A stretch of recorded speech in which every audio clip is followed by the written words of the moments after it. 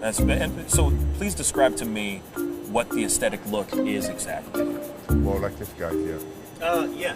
So we'll go ahead and bring Oh wow, you really have to come in here? like this guy. Is this No, is this really happening? He met the other guy behind you, bro. Like I don't know what you're talking about. I'm right into that bad boy. You can stay right there, behind the camera, behind the camera. No, see now that you got me jealous now. That's okay. That's not no, fair. but you're more in the category like Luther Arnold. Okay? My man. Okay. Yeah. Arnold Ferrigno. Huh? Okay. Aesthetic.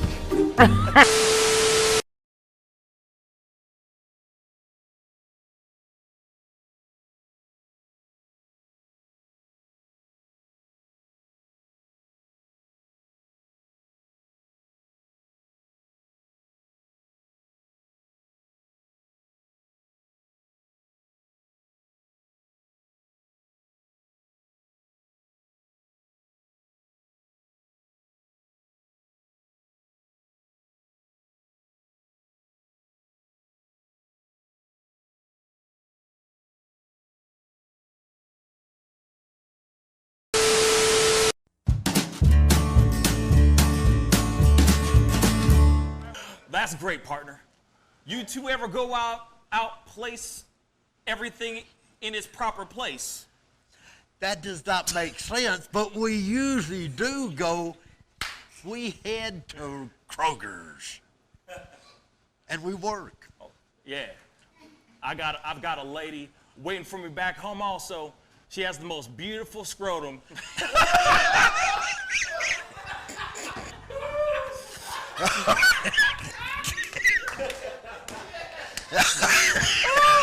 Oh, God! And when she sings, she sounds just like a puppy dog.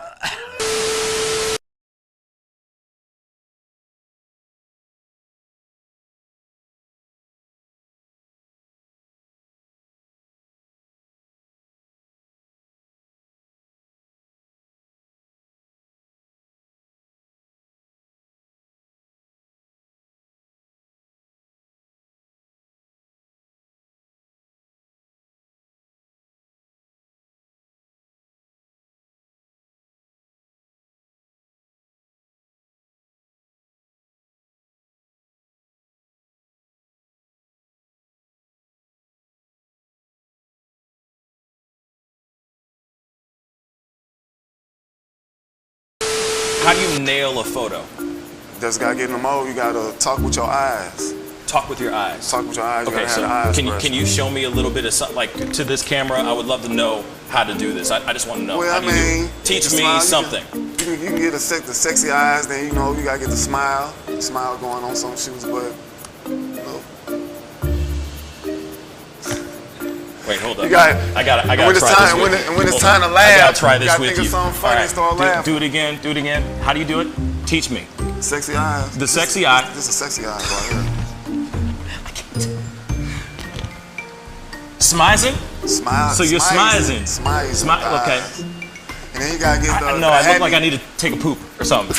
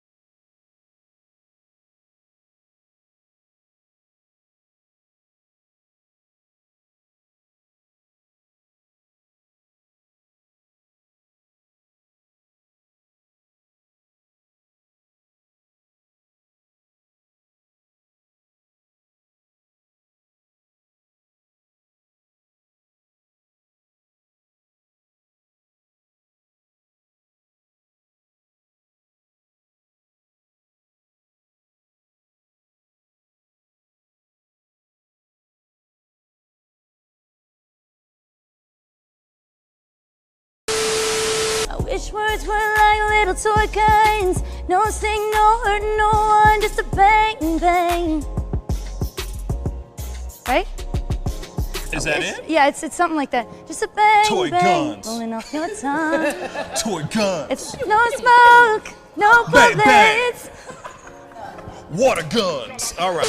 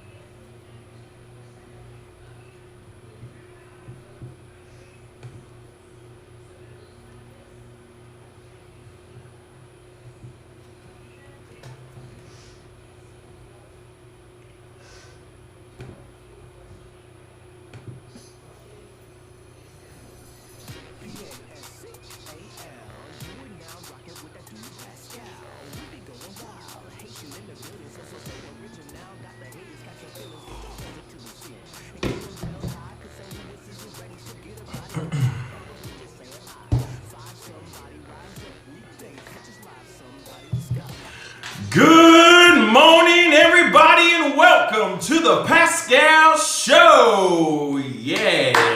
Hope you guys are doing well out there, y'all. You know what I'm saying? It is Thursday, y'all. One more day until what? The weekend. You know what I'm saying? I'm not talking about that R&B artist. I'm talking about the weekend. No work. We get to chill. We get to hang out. We get to barbecue. We get to do all that stuff that we have been sitting here wanting to do. And hopefully this weekend, wherever you guys are, wherever you're watching this show, is a fantastic and wonderful weekend for you. Anyway, hopefully today is going well for you too. It's Thursday. Like I keep saying, it's Thursday. Had a great time last night with some of you guys on the show. Got to meet some people from Slovakia. I got to meet some people from Germany. Got to rap with some people from France. It was a really, really cool day, a cool night. Just being able to sit down, sit back, relax, and just kick it with y'all. You know what I'm saying? Spec, what up, man? How you doing, my brother? Thank you so much for tuning in on Twitch. It really means a lot. Thank you, man. You know, he was on the show last night, and he got a chance to just kind of kick it and hang out with us. And yes, he is from, if I'm correct, you're from Germany, I think. Yep, Germany. Yes, I'm right. You know what I mean? Yes. Good morning. I can't even do it. Guten Morgen? Something like that? Something like that? Guten Morgen? I don't know, man. I'm sorry if I'm butchering your own native language. I apologize. I don't know German like some other people do. You know, I just know a few lines and that's it. You know what I'm saying? So I appreciate you tuning in because I know it's like 4 p.m. over there. So I am talking to the future, so that's very interesting. Hopefully your day was good. Hopefully your day was good. You know, Pascal Show. The Pascal Show is now international, bruh. You know what I'm saying? I'm here with my boy Jackie Buck the Turd. What's a guan? How you doing, brother? What's going on? Guten Morgen. Guten Morgen. He went and Googled that. Just so you know, he hit the Google. Right. He didn't use his brain. He used the Google. Not the noggin, but the Google. I don't know German. So, well, there you go. I had to Google. Guten Morgen. Guten Morgen. No, guten Tag. Wood Grain, good morning, my brother. What's up? What's up, man? You know what I'm saying? Gang, gang. Appreciate you, tuning in and being a part of the show today, too, because there's a lot to talk about. There's a lot of things. We have no guests today. We did have, what I find really funny, what I find super hilarious is, and I'm not throwing any shade on anybody, because everybody has things to do. We all got places to go. We all got places to go. But one thing that I found very interesting is that I had a guest on. I was supposed to have a guest on today. I was supposed to have a guest on yesterday as well. And back to back, each one canceled at the last minute last night. Okay? Now, the thing is we're all self-quarantined. We're all social distancing right now. We are all doing that right now. Why? Why, I ask, why are you so busy that you cannot even show up on your phone or on your computer to Skype in for an interview? What is so important? Huh? They're not awake yet. They're sleeping. Maybe that's what it is. I don't know. You know what I'm saying? It's just weird to me. It's just weird. Just find it a little odd. Just a little odd. No big deal. I ain't mad at nobody, but I'm just kind of like, wait a second. I had all these people planned out. All this stuff is going to go down. It's going to be hot. It's going to be dope. Some really, really great guests and really, really great talent. And then the night before, they're like, oh, something came up. I can't make it anymore. It's like, where are you going? Where? Where dost thou go when thy is self-quarantineth? You know what I'm saying? It doesn't make any sense. Yeah. Like that sentence that I just said. Doesn't make any sense. You see, I had to walk over to my window. Yeah. Because I was at the wall, and so. Dang. You know what I'm saying? So that doesn't make much sense to me at all. At all. Like, real talk. But I ain't mad at nobody. I'm not trying to throw any shade on nobody. You know what I mean? I love everybody. And I love all the people that tune into this show. And Wood Grain says, good morning to you, Jack. He said, good morning, P and panel. But the thing is, is that Tom's not here right now because he's having some internet issues. I don't mean to throw him, I'm not trying to throw him under the bus or anything. Like, he's not in trouble. He didn't do anything wrong. He's a good human being. He's always here. He always shows up. So when he gets, hopefully, whenever his internets get figured out, he'll be back on, hopefully today. Because there's a lot to talk about. There's a lot of news that he had ready, geared up, ready to go today. But before we go into anything else and talking about how our days were and all that stuff, we do have our let's talk, question of the day. So I'm gonna ask. We're gonna throw it up really quick. What do you miss about being a kid? What is the thing that you miss about being a kid? Garland, what's up? Good morning, fam. Let me put our faces back on. Good morning, Garland. You want to say good morning to Garland? Good morning, Garland. Gang, gang, Garland. Gang. Thank you so much for tuning in. I really appreciate that. The coffee is really starting to kick in right now, and I've only had one coffee. Or just actually half of a coffee. Yeah, slowly just pick it up and just. I tried to make tea earlier. Boiled set up the tea, and I was letting it cool off. I came back in the room, and the water level was down to like an inch. And I was like, did my kids come in and like drink my tea? And oh no, there's a fine crack out of the cup I chose, and there was water all over my counter and all over my floor. Gotta love that. I started my morning. You and liquids, man. Like the story about you with the mason jar filled with coffee. Let me start with that story again with you saying that you had a mason jar. It wasn't just a mason. It wasn't a mug. Wasn't a thermos. It was a mason jar. Who puts An oversized mason jar. Who puts, I'm just curious, who puts coffee It wasn't hot. in a mason jar? Who does that? It was just, you know. I don't give a damn. Who does that though? Who does that? I have a lot of mason jars in the house, so you know it's the go-to way to drink. You should try it out sometime. Oh man. Okay. Okay. That's fine. Never. But anyway, what is a mason jar? Really quick. What is a mason jar usually used for? Not coffee. Just saying. Storage of liquids and food, and then I take off the cap and you drink it. Storage of liquids that are not coffee. Let's make that very, very, very, very, very, very precise.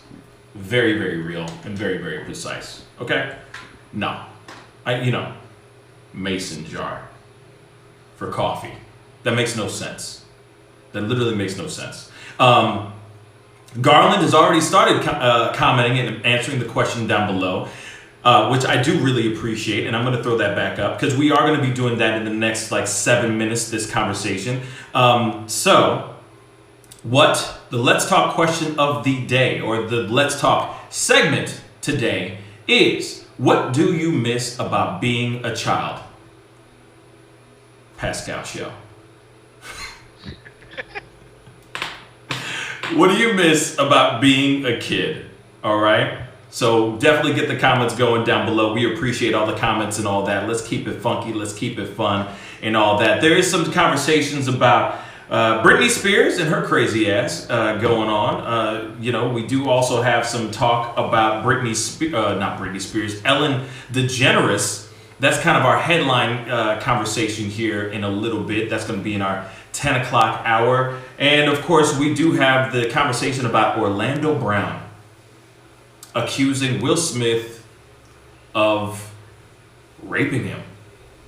He's accusing Will Smith of sexual assault.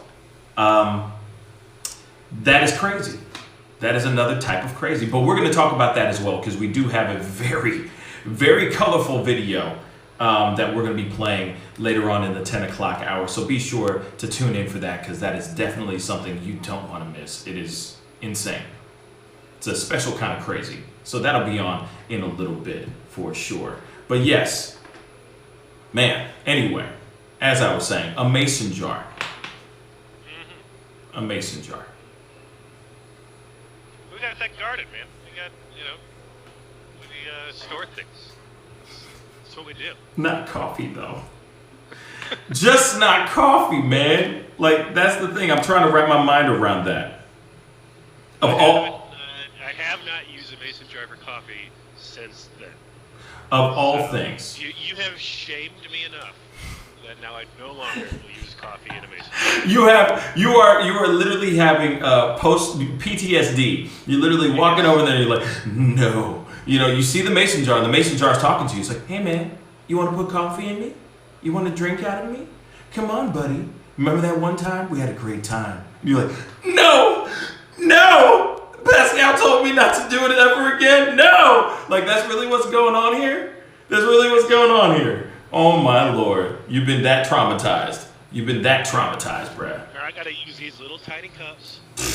Bruh, do me a favor, man, okay? Brave yourself. Put on your hazmat suit. Put on the gloves and the mask, the N95 masks. You know what I'm saying? Go to Kohl's. Go to, not Kohl's, go to Target. Go to Walmart. Shoot, even go to Walgreens. You can find you one of these big old mugs. Literally. You can find a mug like this, like a mug. You feel me? And I mean, I know it's not seasonal. I mean, it's seasonal. So, and this is not, we are not in the season, but dabbing through the snow. I mean, it doesn't matter. It doesn't matter. No one else is seeing me drink this except the whole world on this show. Whoops. Dabbing through the snow. Oh, well, that's another conversation. Wasn't that the Target shirt that was out there?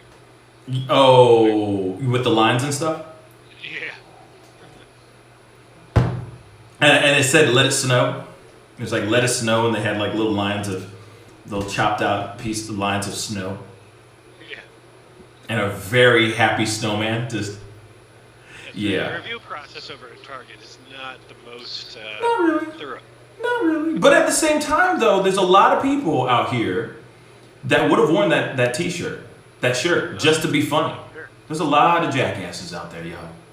Lot of jackasses, you know.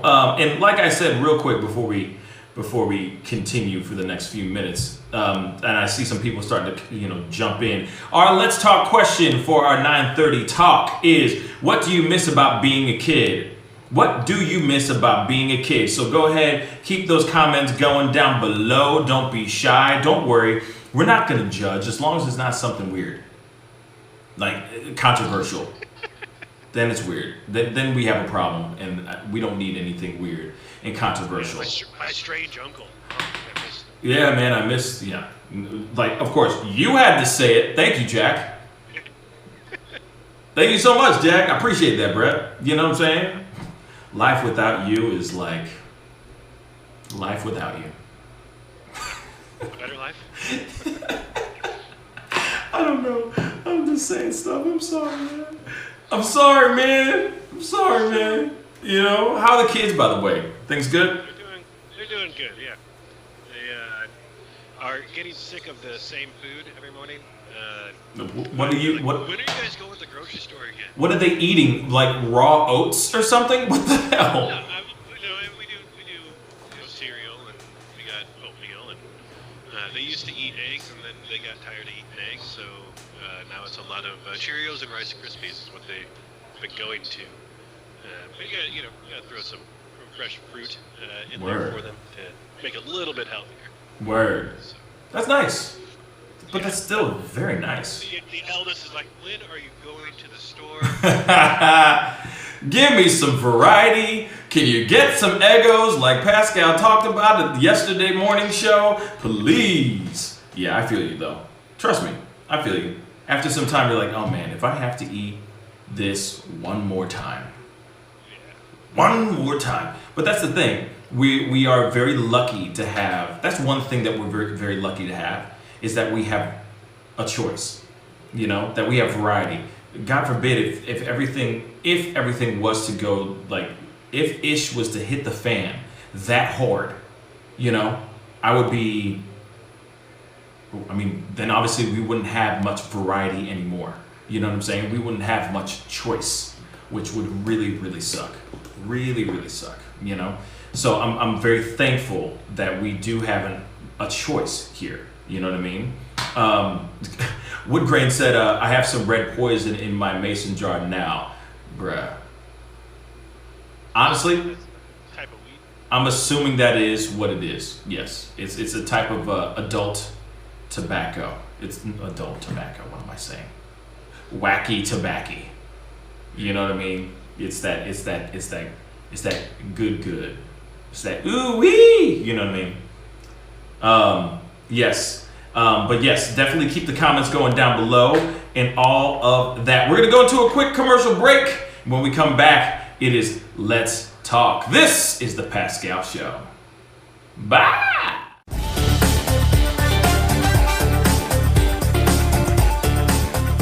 You're gonna perform I'm sorry, tonight. I can't make this interview boring because this No, it's man not is boring. too exciting as a host. And I'm truly saying this, and if y'all can't do this, me and this man here is gonna leave and go somewhere else so we can get some love. I want everyone in the building to say, I love Pascal on the count of 3. 1, 2, 3. Wow.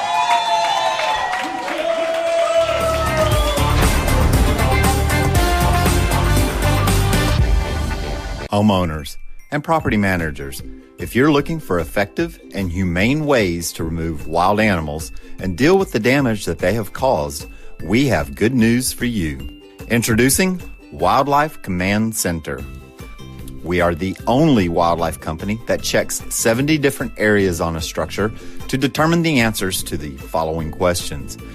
For more information, call us now.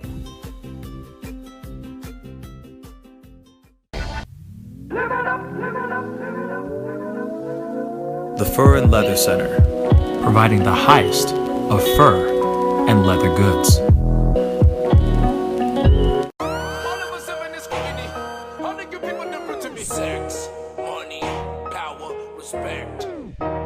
7 is scrutiny. All of you people different to me. Hey, take up in glass. The festival's crazy, the streets. Deception, the fakers, and leaks. Entertainers and trucking for tweakers and losing their seconds and loves are unique. All of us under surveillance. We wasn't feeling they made it. Half of them stumbling around and they faded. They live in the world that's degraded for people that's constantly hated. Imagination. Image a world. IDEX Media. Awesome sauce. Yeah, baby. Hey, it's Mike from Sugar Fire. Still open all of our locations. Carry out, delivery, curbside. Call in. We're delivering outside of our range too. So if you get hungry, come on by.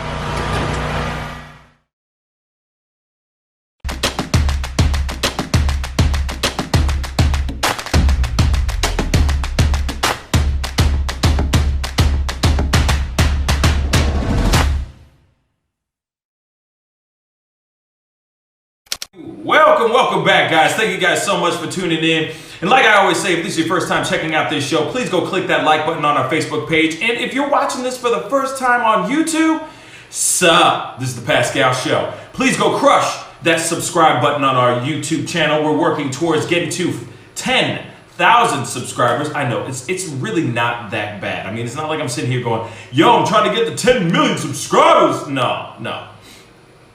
You are though, right? I mean, shut your face. Yes, but I'm saying baby steps. Damn. You know what I'm saying? Rome was not built in a day. Rome was not built in a day, Jack. Just so you know, Jack. Anyway. No, Jack. That was a good game. You done? You done? Can I finish what I'm saying? I hate you, Jack. Anyway, just so you know, that's Jackie Buck III. Just so you know, he's a terrible human being sometimes. He likes to interrupt people. He means well, but he likes to interrupt people. Anyway, as I was saying, working on getting to 10,000 subscribers. It's very small. Like I said, yes, Jack, I'm trying to get to 10 million, if not 20. You know what I'm saying? Give PewDiePie a reason to start sweating in his gamer seat. Or something like that. You know what I'm saying? So please, go. Hit that subscribe button, the whole 9. All right? The question of the Let's Talk question today is, what do you miss about being a kid? Please comment down below. And Venice, I see you. Thank you so much for tuning in. I really do appreciate it on Facebook. We are also on YouTube, so please, go on over to YouTube. Just venture on over to YouTube and hit that subscribe button and be a part of the conversation over there. There's a lot more people on YouTube checking it out. So the question is, for Let's Talk, what do you miss about being a kid? Please comment down below. Let us get this conversation started. You know what I'm saying? Let's get it started. Let's get it started in here. Or something like that. Nobody? Not even Jack. I'm impressed because Jack usually is more hip to the things that are going on. I know what that is. I was busy reading this thing that Debbie said it sounds like someone's in the bathroom. That's what the sound's coming through. The sound? Yeah. Wow. I don't know. Let me see. Oh, that's why. Bang. Fixed. Now it's fixed. Oh, dang. Oh, I hate when that stuff happens, but it is what it is. Thank God we didn't say anything super important. I don't know. Not like we're going to say anything that profound today. But but hopefully the sound is better. Hopefully the sound is better. Jack, go ahead and talk for me since you've already been interrupting. Debbie says it's fixed. So good. Thank you, Debbie. You know what, Debbie? Thank you. I'm going to, since it's smaller screen now, so thank you. I got to put the 2 thumbs up together. All right. Thank you, Debbie. Thank you so much. Yes, I must say, I don't know what I'm saying. Anyway, moving on. James, thank you. Thank you for telling me it's fixed. Yes, thank you. So, audio back on. Audio's working again. I don't know why it sounded like we were in a bathroom, but we fixed it. All right, we fixed it. All right. We do have a lot of things that we're going to be talking about here very, very shortly. But of course, the main question, which I'll throw back up here now, one mo again, because I know that everybody was wrapped about the concern about the audio, which they know the quality of audio that we do put out. So thank you guys so much. So the question that I would like to have you guys comment down below, what do you miss about being a kid? Okay, so definitely comment down below. I know that we had some comments already. You know, what do you miss about being a kid? I know that some people have gone. Marcus on Twitch, what's up, my brother? Thank you so much for tuning in. Be sure to comment down below. Let us know, what do you miss about being a kid? If you already are a kid, you don't need to answer. But at the same time, you know, what do you miss about being a kid if you're not a kid? All right. So Venice Bryant III, who was just recently on our show, playing the sax, rocking our faces off with some beautiful, beautiful sounds of the sax. He just came on Facebook and commented, not paying bills. I missed that part. LOL. You know what? Me too. Facts. Not the stress of survival. The stress of, mom and dad got it, right? You got this, right? Yeah, I missed that. I definitely missed that too. I can agree with that. I'm going to go back a little bit because Garland on YouTube said, where did he say? I miss watching cartoons all day. Yes, me too. That's a good one too. Yes. Woodgrain also said, I miss the irresponsibility. Miss living carefree. You can still be irresponsible. Oh, you definitely can, but then there's a lot more judgment. There's consequences, and there's a lot more judgment being bestowed upon you. Okay, like that's when everybody looks at you and goes, "Look at Jack.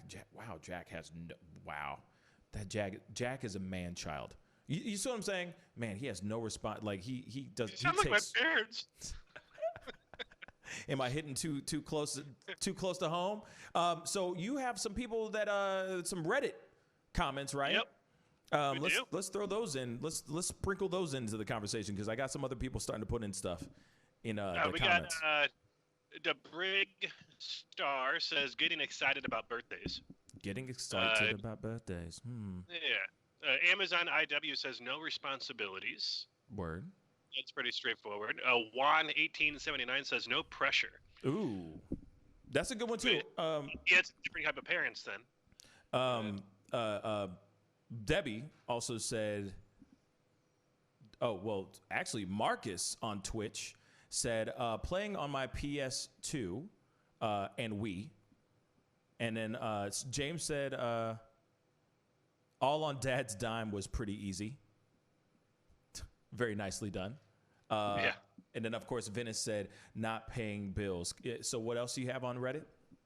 We got, and so on said, true friendship and not just formal connects. You know, that's really true. Yeah. But then it's like, I didn't know you when I was in my childhood, but I knew you from high school. You know, I've known you since high school. And, you know, you're one of the truest friends I've ever had, you know, like you true blue, like a mug. So, no, I don't mean that to say that to get all emotional or whatever. I'm not trying to make you feel good. Go somewhere else with this stuff. I'm not trying to make you feel good, bruh. Damn. Anyway, before you rudely interrupted me, I was trying to say something else. I just think it's interesting that when, you know, you hit a certain age, because growing up, it was different for me, at least, you know? So I can see, like, you know, I had my family friends, you know, and then I had my friends, but I grew up with a certain group of kids that I'm not really in that tight of contact with, which really, really sucks, man. Like it's sad, you know? It just makes me think of like, man, I need to hit up the Lee Sharps. You know what I mean? I need to hit up such and such. Like these are the people that I grew up with that I feel like we're connected, but we're not really, because it's not like I talk to them every day and contact them and see how they're doing and shoot the proverbial ish. And you know what I'm saying? But anyway, I digress. You know, it just made me think of that. Like, wow, you know, that's a good comment. That's a good statement. You know, it's interesting. Yeah. Here, before you go in there, I'm going to sprinkle some Debbie in here too, because we can't go without some Debbie in our life. All right, shout out to Debbie. Sprinkle some Debbie. You know what I'm saying? She said riding my bike with a card in the spoke. You know, like the player cards. So you can make that noise and all that, which is really, really great. So go ahead. So we also got a Bubba Fett says not having to worry about COVID-19. So that's true. We got Ryan Ukami says the fun and lack of responsibilities, though being the eldest, still had more than some. Ooh. And then there's a couple people that also said the same thing. They said my imagination. So I think a lot of people as have grown up that they no longer have a vivid imagination or are able to dive into daydreaming or things like that. Yeah. I think a big thing about it is phones that stop your brain from working that way. No, So you know, it's funny. Like, I think that, yes, I agree. The imagination kind of goes away once you start hitting adult life, when you start to adult so hard, you know, when you start to adulting, you know what I mean? Adulting so hard. But I think that if you always leave a little room to just have some fun, or leave a little room to be a kid sometimes, I think that you can bring back that imagination. You can bring that back. I mean, me, that's what I do. I'm a creative, you know what I'm saying? So like, I'm consistently imagining something. I'm always creating something in my mind. So I'm lucky that I'm still in touch with that side of my brain.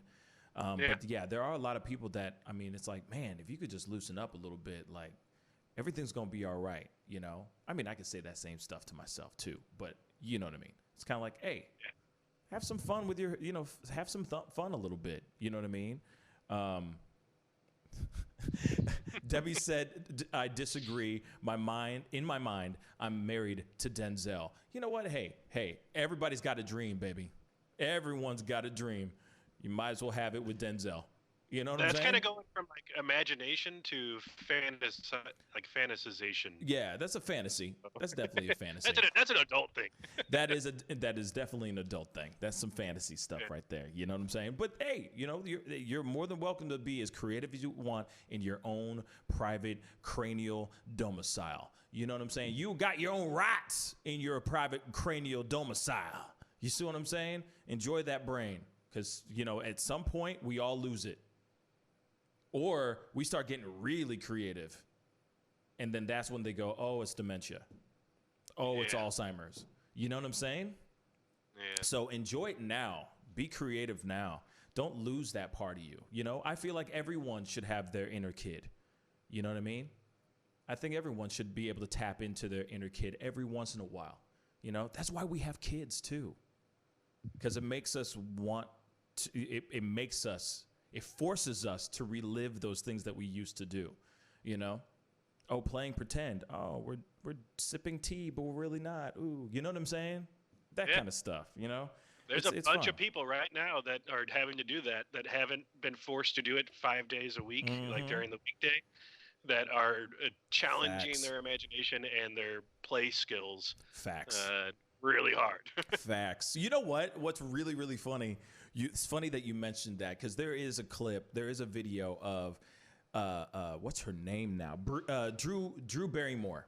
Drew Barrymore apparently has been crying every single day because of the responsibility of having to watch her kids. I'm not kidding. And it doesn't seem like Drew Barrymore would be that type, but apparently she is. Like, it's just a lot of work for her. Momming so hard is hard for her. Now, I'm not sitting here saying that that being a mom is supposed to be just a cakewalk, because it's not.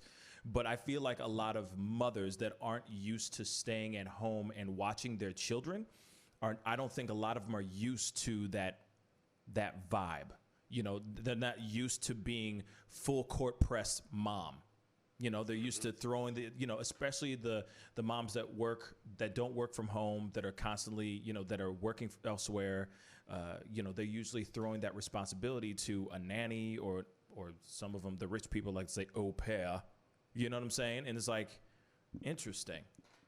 now you're seeing the reality of being a mom. Right. Because God forbid, man, I sometimes I want to. I mean, I constantly give my mom high fives, and she doesn't understand why. I'm just like, and she's like, "What? What was that for?" And I'm like, "Just cuz, Mom. Just cuz of you." Yeah, because she had 4 kids, man. 4. We were all around the same age, man. Damn. I'm surprised she didn't have a psychotic break then. You know what I'm saying? That's a lot. But, and I understand Drew Barrymore and other people too. Other parents are doing the same thing, like where they're just having like psychotic breaks. They're just kind of like, I can't do this anymore. And you know what I mean? And it's kind of like, well, so because your son wants another sandwich, or he's getting moody and he's lashing out. Welcome to child rearing. That's just normal stuff. That's life. You know what I'm saying? Like, anyway, I'm gonna have to look up that video because and put that in our news section today because it's very real. It's very real, but at the same time, like I have my own personal opinion about it. Like I really do have an opinion about that. You know what I'm saying? Yeah, and Wood Grain, don't you dare talk about my mom like that. Real talk. My parents, and it wasn't really back to back. Break it down to you, okay? Older sister was born at a certain time. 4 years later, I was born. A year and a half later, so me and one of my other sisters, I guess they call it Irish twins. So it was like a year and a half after my sister was born. And then my baby sister was born 8 years after that. You know what I mean? Or sorry, 7 years after that. So it wasn't really like getting it in, okay? So, yo.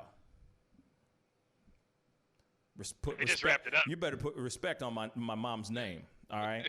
That woman's an angel. Okay. Anyway, moving on. I'm just playing Wood Grain. Anyway, so that's one of the things I would love to be able to pull up that video because it's just very interesting. Because real talk, it's just kind of like, really, you're gonna get upset. Like, there's so many other women out there that are in a different, financial bracket as you, that either have to stay at home or they're doing both. They're moms. They don't have nannies. They're usually calling in favors from their best friends or their family to babysit their kids while they go to work. Then they get the kids, they get back home, and then they deal with the kids all day, every day. They are part-time homeschooling their children to make sure that they get their homework done before they go back to school again. They're the ones. They're nurse. They're housekeeper. They're everything. And I feel like a lot of parents that are blessed in a way to have, I guess, extra help that they pay for, that they can actually afford, are now starting to see the harsh realities of actually child rearing 24/7. But of course, we're going to talk about that a little bit later, okay? Because it's definitely interesting for sure. Do we have any other comments on yours? Most of the people are just reiterating the same, type of sentiment of like being carefree, not having responsibility. Let's see. And then same as what was in the chat here, being close with my family, not caring about people's judgment. Yeah. And that's what Lonely World X said. So how about you then? How about you, Jack? We didn't go to ourselves yet. You know what I miss is being able to ride a big wheel.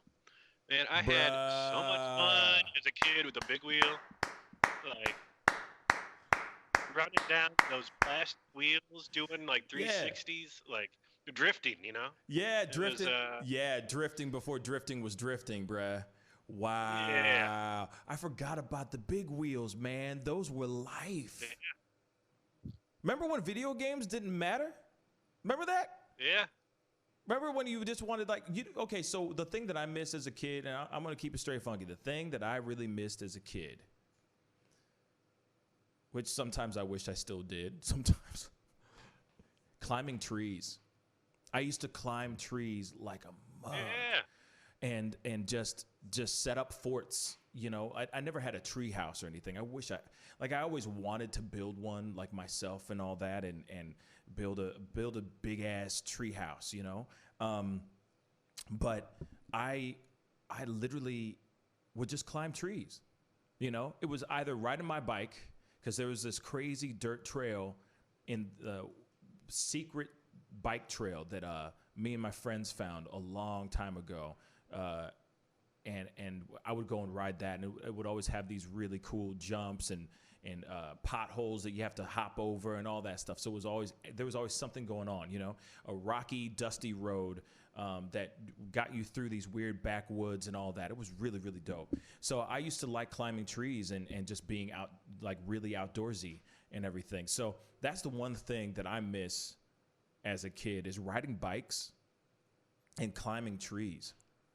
You know, Yeah. and I would always see how high I could get. And then during the springtime, I would always climb the trees and try to see if I can find new little baby birds and stuff like that, or eggs being laid and stuff. And I wouldn't touch them, because I know that if you touch them, then they would be left, like the mom would leave them. Right. But I would always go and do that kind of stuff. And that's, I miss that. I miss climbing trees, man. You know? Yeah. It's just like calling up to your friends and saying, "Hey, do you want to play?" You got to pick up that that phone attached to the cord, dial up that number, and wait for someone. Hey, can I talk to so and so? And just saying, "Hey, do you want to play?" And it wasn't like play what? It was just that was just a, "Hey, do you want to go hang out?" You know, it was just I don't know. It was simple. Is what it was. Life was simple as a kid. Yeah. And life was simple. Yeah, and then, of course, and then there's and shout out to all the other kids that didn't really have a childhood either. You know what I mean? Like Michael Jackson, he said, "Have you seen my childhood?" You know what I mean? So like, hey, but on a serious note, there are a lot of kids out there that were not as fortunate as a lot of us. We're out here writing our list of things that we miss, and there's some kids out there that weren't as lucky, some that were abused, and some that couldn't wait to get old enough so that they can leave the harsh realities of what they were living in, the nightmares that they were living in every single day. So, I have to throw out that too, like a huge shout out to all the people who were able to transcend and rise above or actually survive the kind of abuse that they went through, because I couldn't imagine being in that kind of stuff, and being in that kind of predicament. That's terrible, terrible, terrible, terrible. Yeah. I used to really miss going to all the baseball games as a kid, because I grew up going to see the Cardinals, and we went to like every game all the time. Right. And then I would be up in the booth and listen to my grandfather, and then be able to walk around, and it was just a different style of living. Can I ask you something? Can I ask you something? I didn't mean to interrupt you, but yeah, I could definitely see that it was a different style of living. And I got to ask you, because obviously, I've known you for a really long time, but now we're talking about this, and I got to ask you. And just so everybody knows, I mean, I'm not trying to throw you under the bus. Your name is Jack Buck III, for crying out loud. So Jack Buck was a very, very legendary sports announcer and radio personality here in St. Louis, and obviously all over the nation. And you were obviously you are named after your grandfather. So I gotta ask you, what was it like growing up knowing that your grandfather was a living legend? Well, the thing is, when I was a kid, I didn't see him. I didn't have the understanding of how big of an impact that he had on everybody at the time. Yeah. It was just more so, man, my grandpa is really cool, and he gets to watch all these games, and whenever I see him, I get to go up and have ice cream and hot dogs, and meet some people. And I didn't really even realize the people that I met at the time because I was so young that I didn't grasp, the importance of the people that I was meeting. Yeah. So it wasn't until later that I'm like, man, that was really cool. Like, yeah. Oh, I sat there and had donuts with him. Like, oh, okay, yeah, that's. But everyone just because everybody was so friendly with my grandfather, it just felt like they were just his friends. It wasn't like my grandfather is untouchable. But my grandfather was so nice and to everybody he ever met that it wasn't like he was some standoffish celebrity that like had paparazzi coming around him. Like he recalled people's names that he'd met like 10 years before and hadn't seen them. Like he just had this amazing way to connect with people. Yeah. And I guess seeing that growing up had an impact on me. But I didn't realize at the time about like how big of an influencer and impact that he had on people. Yeah. Not just from St. Louis, but like nationwide, because KMOX would go out and be able to be picked up to the mountains. So there was people that were Cardinals fans that lived in the middle of nowhere, in other states that listened purely because they could hear my grandfather's voice. Man. So it was pretty cool. I know that's wild to me, man, because I know that there's a lot of people that obviously know your name, and once they hear the name, hey, my name's Dak Buck, they go, wait, the announcer? And it's like, yeah, that's my grandpa. I mean, I can only imagine that obviously it can be really cool, but then obviously it can be really, I can see it being annoying as all get out as well, I just had to ask because, I've never asked you that. Of all the years that I've known you, just never asked you that, But that's cool, man. That's really, really cool. I mean, I've only seen him once. I don't think I never met him, but I've seen him. And that was about it. But I mean, it's really cool to just have that kind of, I mean, you have, that's in your blood. Welcome to our show. It's funny how things work out, right? Joe Buck and Christine Buck and Julie Buck. Julie Buck. I mean, it's in the blood, which is really, really crazy. And I've always wondered, like, did you ever, I mean, aside from this show, right? Aside from this show, did you ever feel like things were pointing in that direction towards broadcast, towards radio, or towards some sort of broadcast?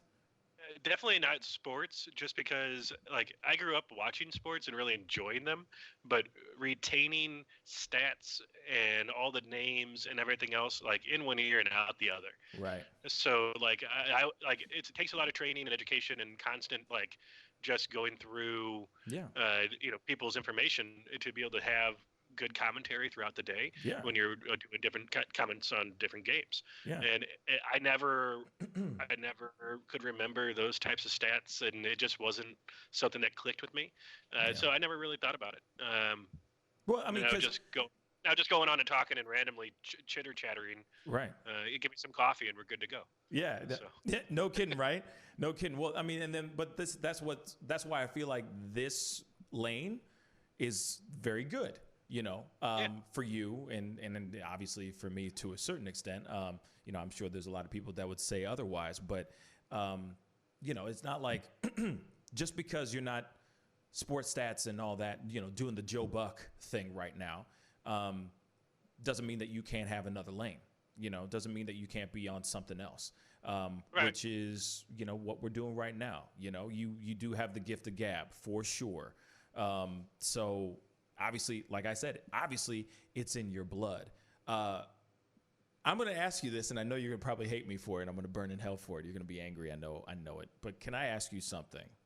Sure. It has to do. No. It's important. It has to do with Joe Buck. It has to do with Joe Buck. Just fair warning. I can ask you this? Yeah. Okay. So, are you close with Joe Buck or no? No. Why? It's my grandfather had 2 marriages, and Joe was the child that made the second marriage kind of go forward more. and so there's always been a lot of, I guess, like a riff between the families, and growing up and stuff. And like, I remember growing up that like he was around and things like that. But then as he got more into broadcasting and traveling and getting outside of St. Louis, like after my grandfather passed, like we didn't see that side of the family for Christmases or any other gatherings anymore, really.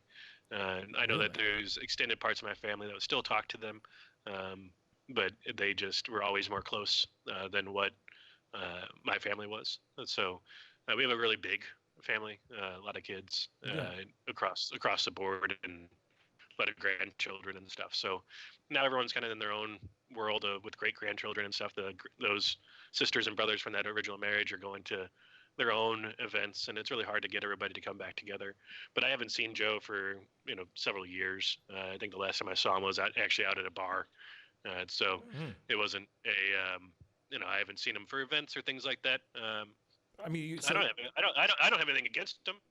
Just that he's got his own life and he's got his own kids, and then he had another marriage, and now he's got even more kids. So they're in their own world. I wish him the best and want him to keep on succeeding. He's got a lot of haters out there, but he's got a lot of people that really support him too. I mean, what else is new? I'm sure your grandpa had a great amount of people that were haters too. I mean, I'm sure there's haters everywhere. I don't know. Of all the people that are out there, Harry Carey had a lot of haters. And they broadcast together for quite some time there. But my grandfather, I don't know, there's not that many people that I've ever heard anybody say something ill about my grandfather. And he connected with people and made people feel like they were being paid attention to when he spoke with them. And he made an impact on a lot of people's lives. I mean, I've traveled around and I've done door-to-door sales and done all these different things. I get to hear stories about my grandfather from the like weirdest locations, like traveling back from Florida and stopping someplace in Alabama. Like, and someone's, just saw we were wearing Cardinals and like, oh, I met Jack Buck one time. I'm like, well, that's actually my grandfather. And, and hearing these stories from people that they got to meet and then, 20 years, 30 years, 40 years later, they still remember it like it was yesterday. Yeah. I mean, it's, I don't know. And it wasn't, during that time, it wasn't like we had the internet. Right. So, he was the last group of people that was just on radio. And it was all just word of mouth rather than it being, oh, you see that meme about such and such, or if Joe Buck commentates the Super Bowl or something like that, you know what I mean? Like there's always a, Joe Buck sucks, or you know what I mean? There's always something that trends, that goes really big, because like I said, it's easier to be a hater on the internet than it is to be someone than it is to be a hater at face value, like face first, face to face. So it's just interesting. I had to ask that. I know that's a very random question. We just kind of went off the rails there, but I just had to ask that really quick. So thank you for sharing that with me, man. I really do appreciate that. Of course, shout out to Woodgrain. He says Joe does damn near every sport, which is true. He does. He also said Joe Buck is the best right now. So he's a fan. So he's definitely a fan. Somebody said, I just saw something. Sorry, I'm scrolling through these. James said, sorry. Good. James said Harry was always drunk. Yeah, I guess so. And then so he was like a Bruckmeyer. And then Peter said something about the Let's Talk question. He said putting smoke bombs in the back of your big wheel so it looks like you're burning out. That was fun when I was a kid, and that one is brilliant. I had to say that really quick before we went off into our commercial break. Yes, I loved it. I love that idea. I've never done that before, but that's a really, really good idea. And now I wish I could jump into a DeLorean, go back to 19 whatever, and just put some smoke bombs in the back. You know what I'm saying? That'd be fun. That'd be hella fun.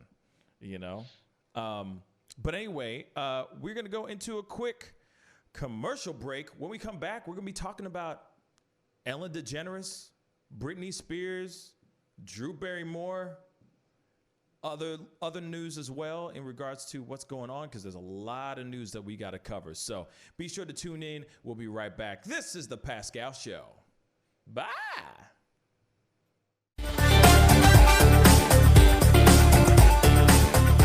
You're going to perform tonight. I can't make this interview boring because this man is too exciting as a host. And I'm truly saying this, and if y'all can't do this, me and this man here is going to leave and go somewhere else where we can get some love. I want everyone in the building to say, I love Pascal on the count of 3. 1, 2, 3. Wow.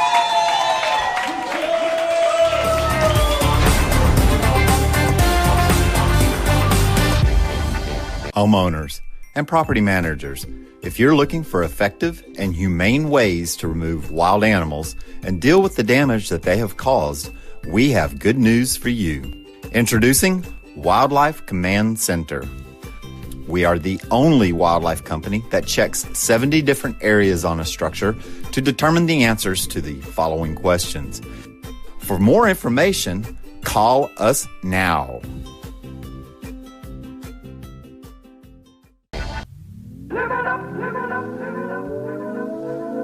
The Fur and Leather Center, providing the highest of fur and leather goods.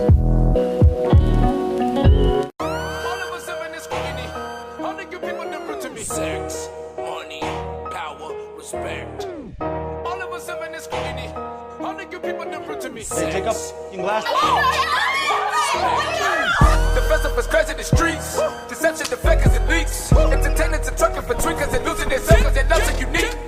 All of us under surveillance. People are feeling they made it. Half of them stumbling around and they faded. They live in the world that's degraded for people that's constantly hated. Imagination. Image a world. IDEX Media. Awesome sauce. Yeah, baby. Hey, it's Mike from Sugar Fire. Still open all our locations. Carry out, delivery, curbside. Call in. We're delivering outside of our range to you. So if you get hungry, come on by.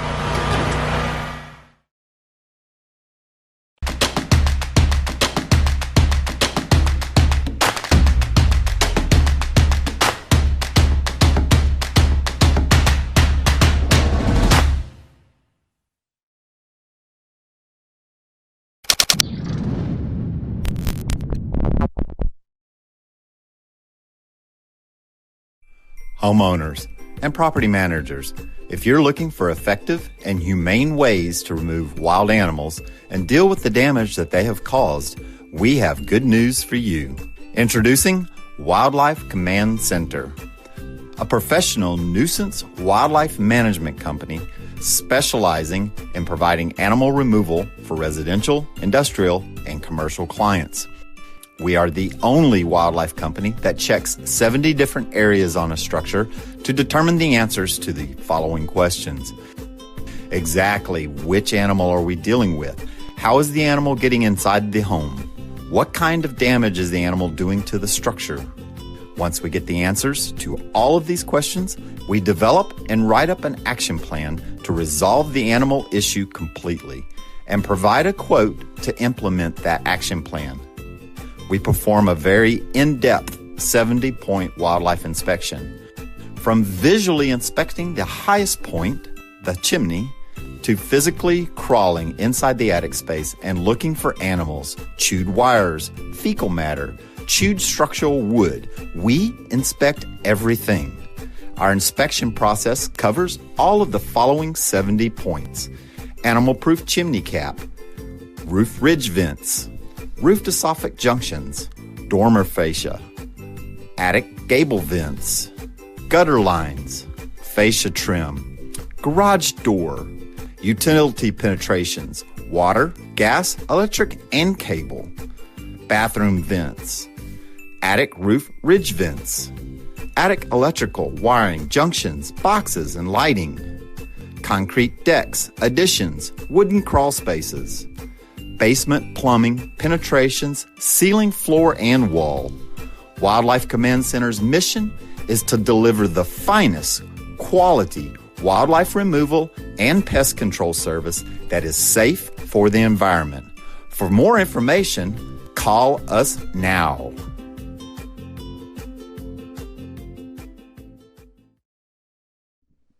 All right, welcome back, guys. Thank you guys so much for tuning in. And like I always say, if this is your first time checking out this show, please go crush that subscribe button on our YouTube channel. Like I always say, we're out here. We're working towards getting to 10,000 subscribers, so don't be shy. You see what I'm saying? Don't be shy. Hit that subscribe button. That would mean a lot. We got my boy Jackie Buck Deterred back on the show. You were breathing so hard into that microphone, bruh. Breathing hard up in this piece on that microphone. Oh, man. There you go. Beautiful. Beautiful. Yeah. So, anyway, it is that time, y'all. So, there's a lot of things that are going on today. I know that we got some news. Right, Jack? Yeah. We got some news. Let me Let's see. sprinkle some of these in there. I had my phone. I don't know where my phone went, so let me pull it up in front of me. Sure. So give me 1 second here. I know that we got a couple different things that Tom sent over. I haven't had a chance to go through them all, but there's a couple good topics I saw. I'm going to pull that up. Cool. And No worries, brother. Take your time. You know what I'm saying? We're here. Come on, Internet. Yeah, the internet's being internet's back up and running. My internet's good. It was a little funky there during that little break, but now it's getting back up to being normal. Yes, I'm going to say this really quick. Yeah, I don't understand the dancing shark thing, James. I'm going to say that in regards to the halftime show, Super Bowl. I know that there's some people talking about the Super Bowl and how they liked, what they miss about the halftime shows and everything. So I'm just gonna say, I don't know. I don't know. I don't know. So I don't know about the dancing sharks. I really don't know. I got the first one here. So go ahead. Yeah, speak on it, Bray. Speak on it. All right. Yeah, you're pretty choppy for me. I don't know if that's everybody else is seeing you choppy too. But let's see here. We got a Amazon boss Jeff Bezos adds another $24 billion to his fortune. Of course, he adds during the coronavirus here. Obviously, he owns a very large portion of the stock. Of course, he's another. Yeah, but he owns a large portion of the stock, so it goes up. Yeah. But the stocks went up 11%, and he owns 11% of Amazon, and the firm's shares rose by 5.3%. So that adds in a nice little, $24 billion. So now he has a fortune of $138 billion. Yeah, cementing his position as the world's richest man. I know that there's other cities and countries that are calling for Amazon to stop delivering non-essentials until the impact can be figured out, saying that they haven't gone far enough to take care of their warehouse workers, that those are just all like little honeypots of places that the virus can pop up, and then the extra deliveries that are going on that are for non-essential goods are slowing down essential goods from being able to go out. There's one country, I can't remember who it was, but they're going to fine Amazon $1 million a day until they stop sending out non-essential goods. Wow. But for him, that's a drop in the bucket. Oh, it's a huge drop in the bucket. Like, he just made $24 billion. $24 billion. He's like, you're going to fine me $1 million? Right. No, I mean, but, also you got to remember this too. It's like, what's wild to me is that I don't understand why they want to stop deliveries of non-essentials. I mean, the thing is that people need clothes, people need other things. I don't understand why countries are trying to stop people from getting certain things. Like, there's a lot of people starting to stream, a lot of people starting to do work from home that they need to do FaceTime stuff, or they need a webcam, or they need whatever. And it's really hard to do those things when you don't have the proper equipment. So if you can't go to a electronics store and get it, and you have to buy it offline, I mean, what are you going to do? You know what I'm saying? Like we can't just be stuck. And well, that's considered essential. So that's considered essential. I didn't know that. Yeah. I didn't know that at all. That's news to me. There's a long list of stuff that's considered essential. Okay. But setting up work office space at home, anything that you need for that is considered essential. Well, that's good. That's good. So that's a good thing. Yeah. What else is going on? So this March is the first March that we haven't had a school shooting since 2002. It's the longest stretch of without a school shooting in the U.S. Since schools have been shut down since early March. You know, so I have to say this real quick. I'm happy to hear that, but I'm really sad to hear that too. The fact that we are actually saying that, and we are the only reason why this is happening is because schools are closed. You know, it's not because, hey guys, we found peace, or we found ways to attack teens' mental health. You know, that kind of thing. The only reason why this is happening is because all schools are shut down. You know, so all the people that would maybe bring harm to school are all being homeschooled right now, you know, and are all stuck at home. Now, that doesn't say that at some point, maybe that kid or that person might crack under all this pressure and, you know, given the fact that we're all going to be going through some sort of cabin fever here very soon. I guarantee it, you know, and I feel like some people are going to start taking it to a very violent level. And just start doing, instead of a high school, it'll be their neighborhood block, you know, or it'll be a shopping center, you know, like a Walgreens or a Walmart type of thing. So, I mean, I'm happy that's the case, but at the same time, it's really sad to say that is the case, you know? Right. I mean, there's this Guns Down America. The executive director said, when this pandemic ends and we emerge from this physical distancing reality, the guns will remain. Will there be increased mass shootings, school shootings, shootings at home, at work, at concerts? So there is a concern. I mean, the people that were going to do it, obviously, most times it's because of something at home that has caused them to go that route. So now they're stuck at home, and so it's just intensifying. Mm-hmm. And are there just people out there that are just making plans? I mean, that's scary to think about. Yeah, that is very scary to think about. Oh boy. Anyway, I can change it up a little bit. Let's go with something a little more lighthearted. Dr. Fauci? You talking about Dr. Fauci? No. The semen-smelling trees are blooming early this year in Hudson Valley. Excuse me. What? What? Thanks to a warmer winter, these nasty-smelling trees, as they are quote-unquote said, are blooming a little earlier this year. They are, for many who are usually at the office this time of year, maybe the first time they're getting a whiff of the Callery pear tree. And many have described the tree's aroma as semen-like. So, if you smell it wafting through your neighborhood, it's a white-flowered tree. It's a favorite of landscapers and homeowners because of the beautiful flowers and low maintenance. Hamburger. However, the only trade-off is its stench. So. Oh my God. Yeah. Well, there you go. Yeah. There you have it. Semen-smelling trees.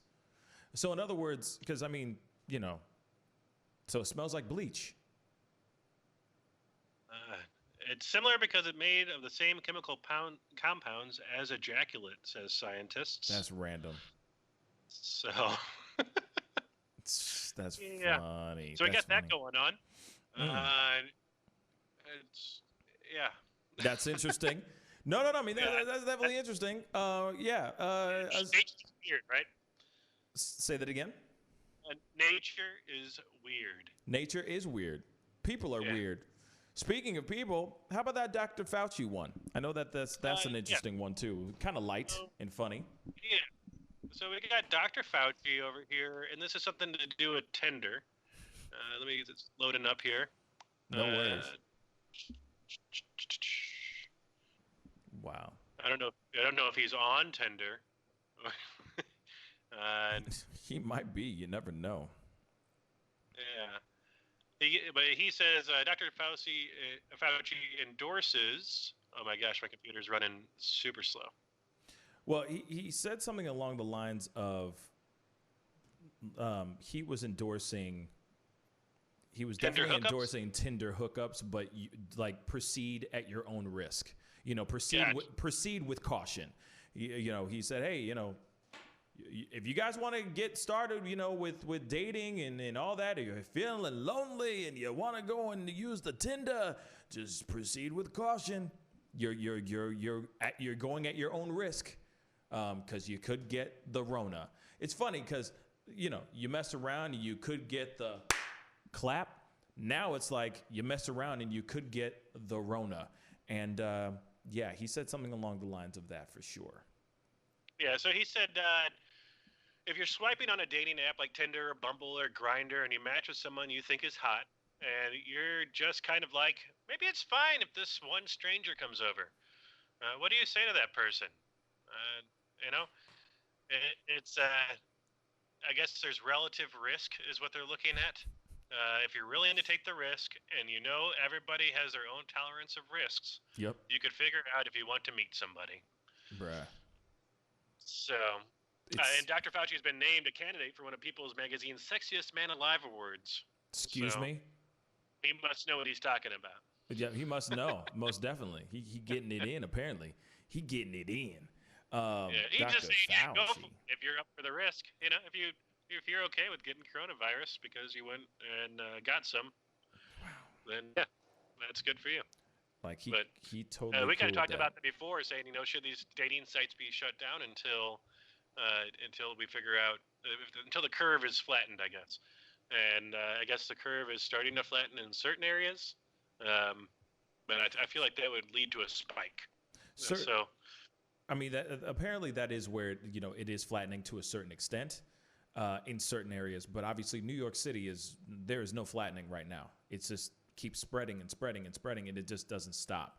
Obviously everybody over there is doing their part, but yeah, the flattening is really, really crazy. CSDW on Twitch, what's up, man? Says messing around now requires a lot less too. I wonder if this will impact how people think about risk assessment in their lives. Very good question, or a very good statement. It's funny because it's almost as if we're back at the dawn of AIDS, the AIDS epidemic when it came out, when people didn't know how people were contracting it and all that. It didn't stop people from hooking up. People continued, but then of course the virus did spread. But it only spread in certain groups, in certain demographics. So now that this is like everybody, and even everyone's a suspect, I feel like we're gonna be in that situation where everyone's gonna have if you're using Tinder, y'all, make sure you not only you have your prophylactics handy, you also have a thermometer, or you have one of those infrared temperature guns or something like that to test somebody or something. I feel like that's where we're going to get to, at least when it comes to just random hookups. And when it comes to a booty call, you're going to have to do 7 different things before you can do anything, before you can even go on a date. Condoms. Full body condoms. That would be interesting too. That would be weird. But hazmat suits with a hole poked out, where the condom is. I don't know. It's going to be very weird, but there's going to be a new approach to getting it in. There's going to be a whole new ritual soon. Right. And the way of life is going to be totally different than it is right now, for sure. So before we go into any more news, and, I do have some I do have some celebrity, entertainment news as well. I'm going to throw in the question of the day real quick so that you guys can get started conversating down below. The question of the day is, who is your celebrity doppelganger? And if you don't know what doppelganger means, it means who is somebody you look a lot like. All right. So definitely comment down below. Let us know what people keep saying who you look like, what celebrity you look like. OK, so again, the question of the day for this segment that will be coming up here very shortly is, who is your celebrity doppelganger? Comment down below and let us know who that is. OK, just a little teaser so that you guys know what's coming up next. All right. So start commenting down below. Anyway. Yes. Any other news before I go into some other stuff? Yeah, there's two other ones I saw here. Shoot. One, I know that there's been some cities that have had a whole bunch of like cars show up down to the downtowns, blocking roads, that are saying that they want to open the economy back up. And so there's a lot of what they say is powerful GOP allies are propelling Trump's want and need to open up the economy again. Right. And then obviously a lot of people that are saying that this is dangerous to do it so quickly. And other ones are saying, oh, we can't go on like this. So it's there's literally lockdowns on cities of cars that are filling the streets up and blocking ways to hospitals and things like that. Whoa. So it's a, it's becoming an issue. That's nuts. That's absolutely nuts. And real quick, CSDW said something. Shout out to CSDW because he's commenting in all the way from Australia, y'all. So shout out to Australia. Thank you so much for commenting. He said the curve has flattened here in Australia, but our government has told us we'll probably be in shutdown for 2 more months. I think that's awesome though, because we don't want it to ramp up again. Yeah, I think that we're going to be in a situation, all of us, the whole world is going to be in a situation where I feel like, yeah, it might be flattening, but that's the only, they're going to go, oh, it's flattening, but we're not done yet. We don't know for sure yet. It's kind of like, you have those savings that you keep in the corner. You keep that money in the corner just in case. So I think that the government is going to do the exact same thing over here in America. They're going to go, okay, the curve is flattening. Great news. Fantastic. Mazel tov. But at the same time, wait. We're only going to open up a little bit. We're going to do it we're going to be a surgeon with this ish. Hold up. We're going to do a little bit and then a little bit, and we're going to test. We're going to test the air and make sure everything's cool. We still flattening the curve? Okay, cool. Let's release this stuff. You know what I mean? I feel like it's going to be like that. Slowly but surely, like an onion, they're just going to peel back layers of things that we're allowed to do. And then eventually, hopefully, by early fall, I hope, we'll be back to some sort of normalcy. That's what I hope for, But nothing's ever promised. We never know. Now that there are other doctors that sit there and say, so CSDW, thank you so much for that comment. Very, very well thought out. But there are also a lot of people that are already saying, a lot of medical officials, medical experts, the whole nine that sit there and saying that we are only, at least in America, are only in the second round. And apparently there are 5 rounds that we have to get through within this whole Rona situation. So we definitely will see what happens when it comes to all of that, which will be very interesting to see nonetheless. But anyway, we're going to go into a quick, very, very quick commercial break. But when we come back, we'll be doing some celebrity news. Ellen DeGeneres maybe getting fired. This is going to be very interesting. Check it out. We'll be right back. This is the Pascal Show. Bye.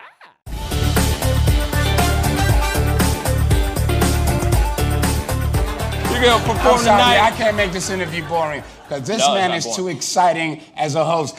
And I'm truly saying this, and if y'all can't do this, me and this man here is going to leave and go somewhere else so we can get some love. I want everyone in the building to say, I love Pascal on the count of 3. 1, 2, 3. Wow.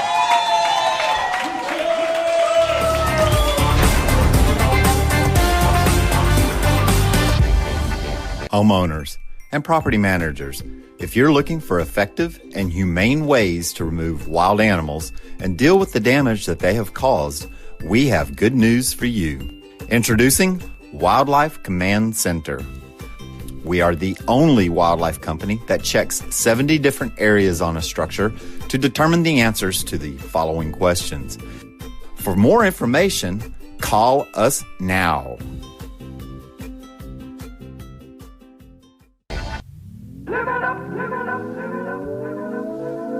The Fur and Leather Center, providing the highest of fur and leather goods.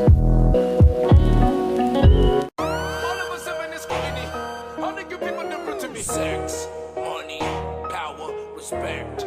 All of us in this community. All the good people different to me. Take up in glass. The festival's crazy in the streets. Deception, the fakers and leaks. Entertainers and trucking for tweakers and losing their seconds. Their loves are unique. All of us under surveillance. We wasn't feeling they made it. Half of them stumbling around and they faded. They live in the world that's degraded for people that's constantly hated. Imagination. Image a world. IDEX Media. Awesome sauce. Yeah, baby. Hey, it's Mike from Sugar Fire. Still open all of our locations. Carry out, delivery, curbside. Call in. We're delivering outside of our range to you. So if you get hungry, come on by.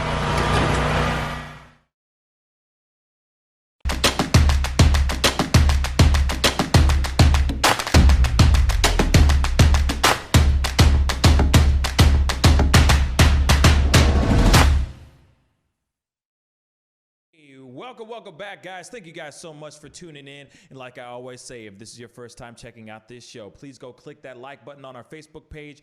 And if you're watching this on YouTube or Twitch, give us a follow on Twitch. Hit us on that follow button. And of course, hit that subscribe button on our YouTube channel. That would really, really mean a lot. We're going to go into this entertainment news because we got a few things. We definitely got a few things. There's something that has to do with this woman right here, Ellen DeGeneres, all right? This is some crazy stuff, y'all. I ain't gonna lie. This is some crazy, crazy stuff.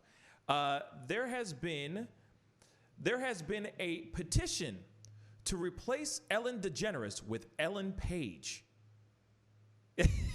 And this literally has 7,000 petitioners. This list has already been made where people are literally trying to get Ellen Page to take over Ellen DeGeneres' show. So after landing in hot water regarding to a joke about quarantine, she said that being in her $27 million estate was like being in jail because everyone here is gay. Talk show host Ellen DeGeneres is making headlines again. Now, thousands of petitioners are asking that she be replaced on her show by Ellen Page in a campaign that seems partially comedic and partially serious. Ellen Page is a much better Ellen to host the Ellen Show. The petition states bluntly, Ellen DeGeneres is a hetero that just happens to be gay, and Ellen Page is a much better host because she's way more gay. Well, though we all know that no queer is more gay than another, and that hetero and hetero that just happens to be gay isn't a thing. The criticism, no doubt, has come after a series of similar criticisms from more progressive LGBTQ plus people, including this very publication. And I'm reading this straight from Out Magazine's website, okay?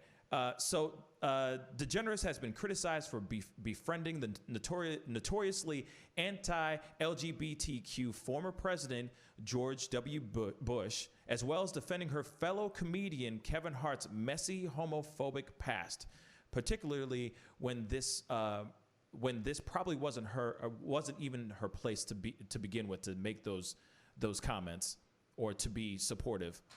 So for some, the sequence of events has seen DeGeneres' status as a queer icon unravel over the past year or so. So that is what's going on in regards to Ellen DeGeneres. They are literally trying to get her off of her show. She's been getting a lot of backlash lately. I feel like, apparently a lot of people are saying it, the social justice warriors are the ones that are creating this, they're the ones who are creating this petition, trying to get her off her show.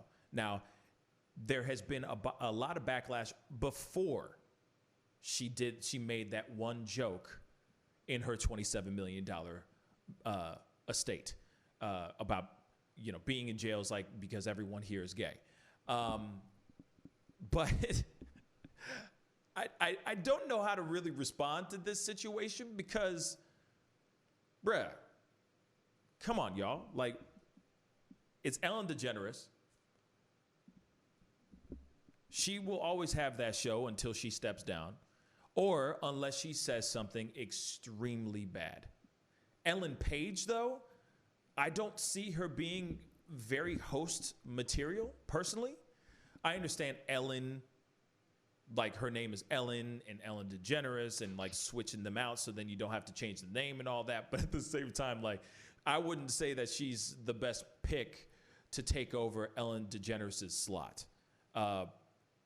So I know that just a few months ago, just to go back really quick, the reason why she has been getting a lot of backlash, at least like a month ago, not a couple months ago, but a month ago, she was brought into the news and brought back into pop news because Nikki Tutorials was on a TV show where she was very, very candid about her interaction with Ellen. And she basically said that Ellen was not a very nice person. Not a very nice person in person behind the scenes. When she's on the camera, she's very nice and charismatic and wonderful. This obviously started a tidal wave of people going in on Ellen DeGeneres. Now, not saying that any of those stories are true, but it just kind of like, it just started a tidal wave of just accusations and hearsay stories about how Ellen DeGeneres how she really is behind the scenes when the cameras are off. Now she does this show from home and she says that one line, which was a joke, and everyone starts getting very upset about it.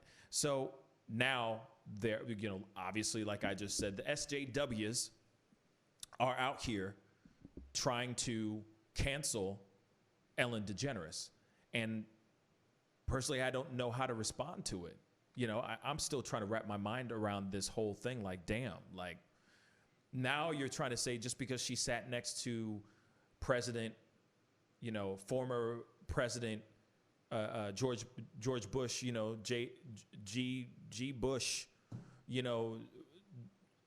George W, you know what I mean? Or because she had Kevin Hart on the show to plead his case on the homophobic tweets that he made way back in the day.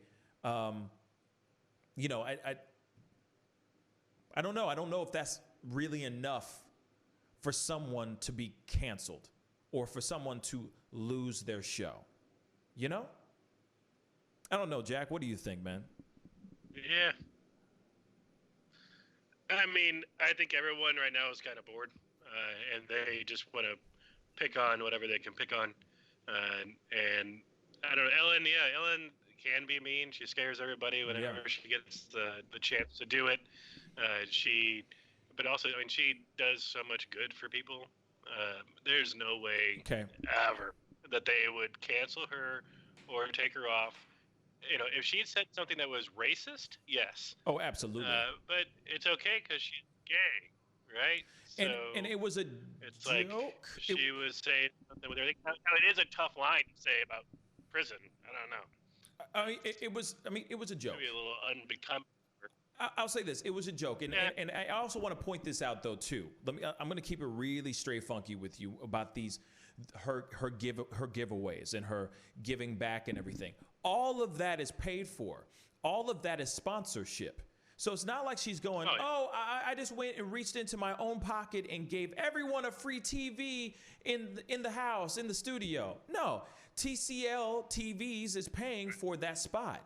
You know, and then they're all taking that TCL TV back home. Then they're having TCL in their faces all day long, so that the next time they go and buy another flat screen TV, they go and buy TCL because they're used to having TCL TVs in their home. You see what I'm saying? Or hey, we're giving you $10,000 for your next fund, for your foundation or something like that, and everyone's all like, "Oh my God!" And they get the big check, and they're going, "Oh, this is brought to you by." All this money's coming from, you know, KB toy stores. Remember that old stuff? That's a throwback. But anyway, that's a deep cut. But you know what I'm saying? Like, it's all sponsored stuff. Or you get a brand new car. Everyone gets a car. It's all brought to you by Toyota. Right. It's not really her doing wonderful, kind things. This is her job. Her job is to give out all this stuff. Because there's eyeballs watching her show, and then there's somebody watching her show going, "Dang, I want that car." Millions of people. At least one of those people are going, "Dang, that's a dope ass Toyota." So you can't really say, "Oh, she's so kind and wonderful." Right. It's what she gets paid to do. She hosts a show. So that part I can argue about all day long until I'm blue in the face. Now I understand that she is like bringing in people and giving them things for sure, but it's not from her own pocket. You know, I'm sure that they're allotted a certain amount of stuff to give to people, and they just do that. And they know, and she's not signing the checks. It's somebody, some higher up, some other dude with deeper pockets. You know what I mean? And real quick, Ellen Page is an actress. She's been in a bunch of movies. She was in Juno. She was the girl who was pregnant in Juno, because I know that Debbie and a couple other people were like, "Who the heck is Ellen Page?" But she is also a lesbian. She's out as a lesbian, so she's a gay actor in Hollywood. And yeah, I mean, I don't see her I don't personally see her as host material, nor do I see someone who can actually take the reins and run that show like Ellen does. All right. Now, I understand that Ellen DeGeneres is, I can understand how people can say Ellen DeGeneres is a jerk. You could say the same thing about any other huge talk show host too. You know, you could say Oprah is a tyrant. You could say that too. But as soon as the cameras are on, she's the nice, caring human being that she is. You know, maybe that's her persona. Now, I'm not defending Ellen's honor. Not at all. I am not. But she needs to really do something like really, really bad for her to get quote unquote canceled or recasted or something. Yeah. You know, canceling Ellen DeGeneres there's going to be more. You got to do more. She has to do more than that. She needs to be caught red-handed doing something really bad, something really scandalous. Her saying a joke about being in jail in her $27 million estate, yeah, I can see that being not the greatest joke in the world, but it was just a joke. You know, I don't think she meant any harm by it. I think she just thought it was funny. She doesn't have her team of writers with her, so I'm sure she was just like, "Oh, this is funny," and just wrote it down. The wiles and wonders of being live from home when you don't have your whole crew, you know? So that's what I think on it. Jack, I'm sorry. Yeah. I don't know, she's great. I mean, she's been bringing positivity to the airwaves for many years. Yeah. The one way she can get canceled is by putting back on that circus show she did, because that got shut down pretty quick. Do you remember that circus show? She had like Ellen's something circus, and it was supposed to be for a season. It only went on for like twice or something like that. And then they turned no one was tuning into it. But she had like live animals and different things going on. I don't remember what the whole premise was, but it was really short-lived. So late 90s, I think. So okay, yeah. But Ellen's gonna be 90, and she's gonna be dancing down the stairs, and giving away free stuff and making people smile and spotlighting people that are. She's like a Daniel Tosh, but instead of like stupid things, she just focuses on all the good things. Right. So she'll watch YouTube videos and bring them on and highlight them and give them a chance to speak their mind, and she does all the like the military homecoming type of stuff. And, right. I don't know. She's just a good person. So I mean, she's not going anywhere. At least her persona is a good person. Because I can't really say what she's like once the cameras are off. But when the cameras are on, that's the persona that she gives us, and that's how we perceive her. Perception is reality. And until I see an actual video of her being an actual terrible person, I won't believe it until I see the actual proof. Show me some actual proof other than just hearsay stories. Debbie just said Ellen is good. Ellen is a good, positive person that tries to do good things. Haters are gonna hate. Let's see. What else? People were bored before COVID. People were CSDW on Twitch just said people were bored before COVID happened, and loved all that celebrity gossip. People don't change during a crisis. There is just less to gossip about, and now,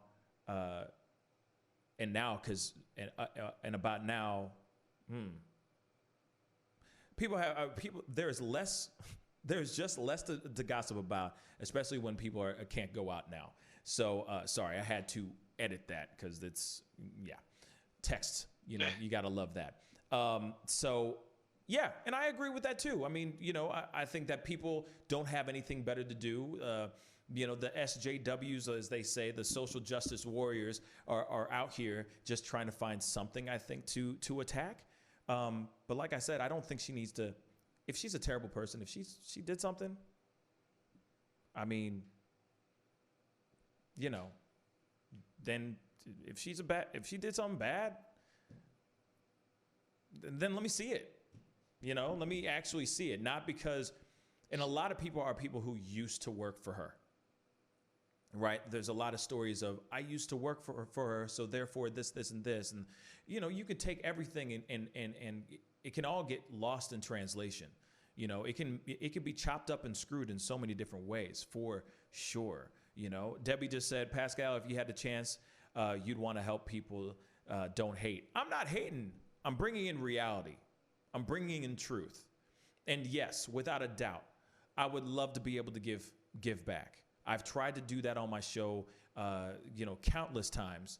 But unfortunately, a lot of it has to do with, I don't have deep pockets. I'm not a millionaire. So I have to have some sort of sponsor behind me to put the stuff out there to, hey, here's a check for, a couple grand, for you and your family, brought to you by Sugar Fire. You know what I'm saying? Like, I have to do those things because I don't have that kind of money. I wish, like I said, I wish I did. Then I would just be like, hey, this is out of my own pocket. I'm writing this check right now. Here you go. Right here live on the show. Here you go. Go get your kids some books and school supplies. Here's a couple grand. Do something good with it. Absolutely. But I know for a fact that there are companies that are sitting there out of their way, more than happy to give Ellen DeGeneres millions and millions of dollars worth of swag, worth of drip, because there are people out there that are going to consume it with their eyes and go, oh yeah. I've never heard of TCL TVs. Let me check this out. Right. Maybe they're cheaper than Sony. An endorsement. It's an endorsement. Absolutely.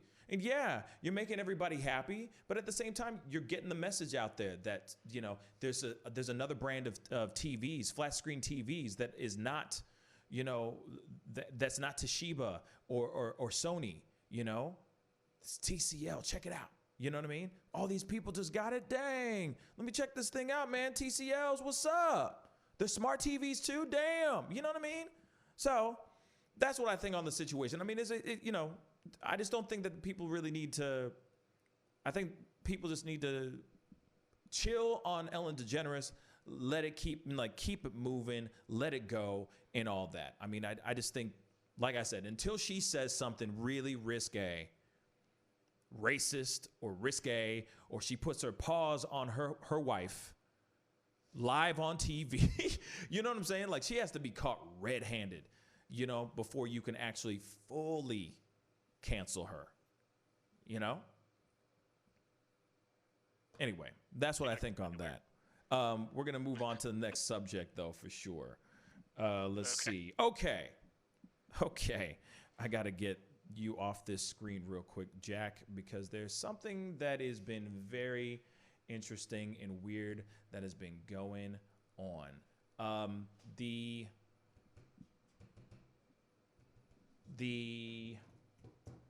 There has been some accusations in regards to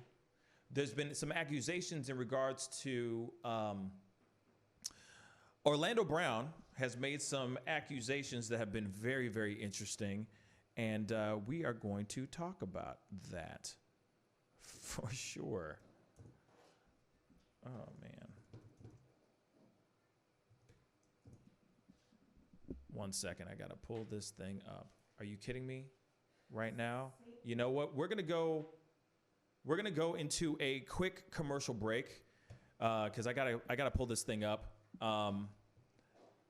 I gotta pull this thing up, and it's being really, really annoying. So we'll be right back. Stay tuned. I'm gonna be jumping back here very, very quickly. This is the Pascal Show. Bye.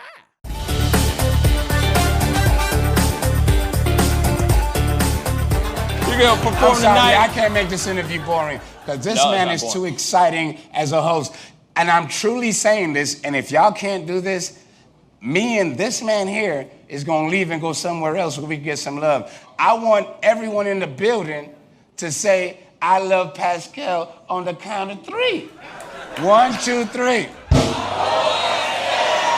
Wow.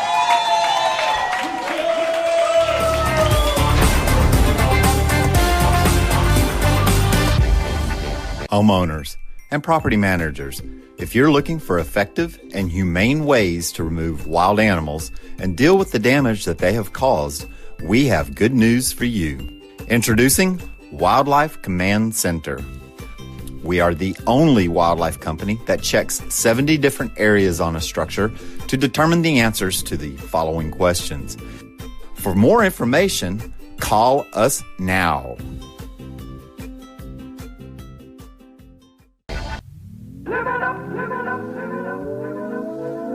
The Fur and Leather Center, providing the highest of fur and leather goods.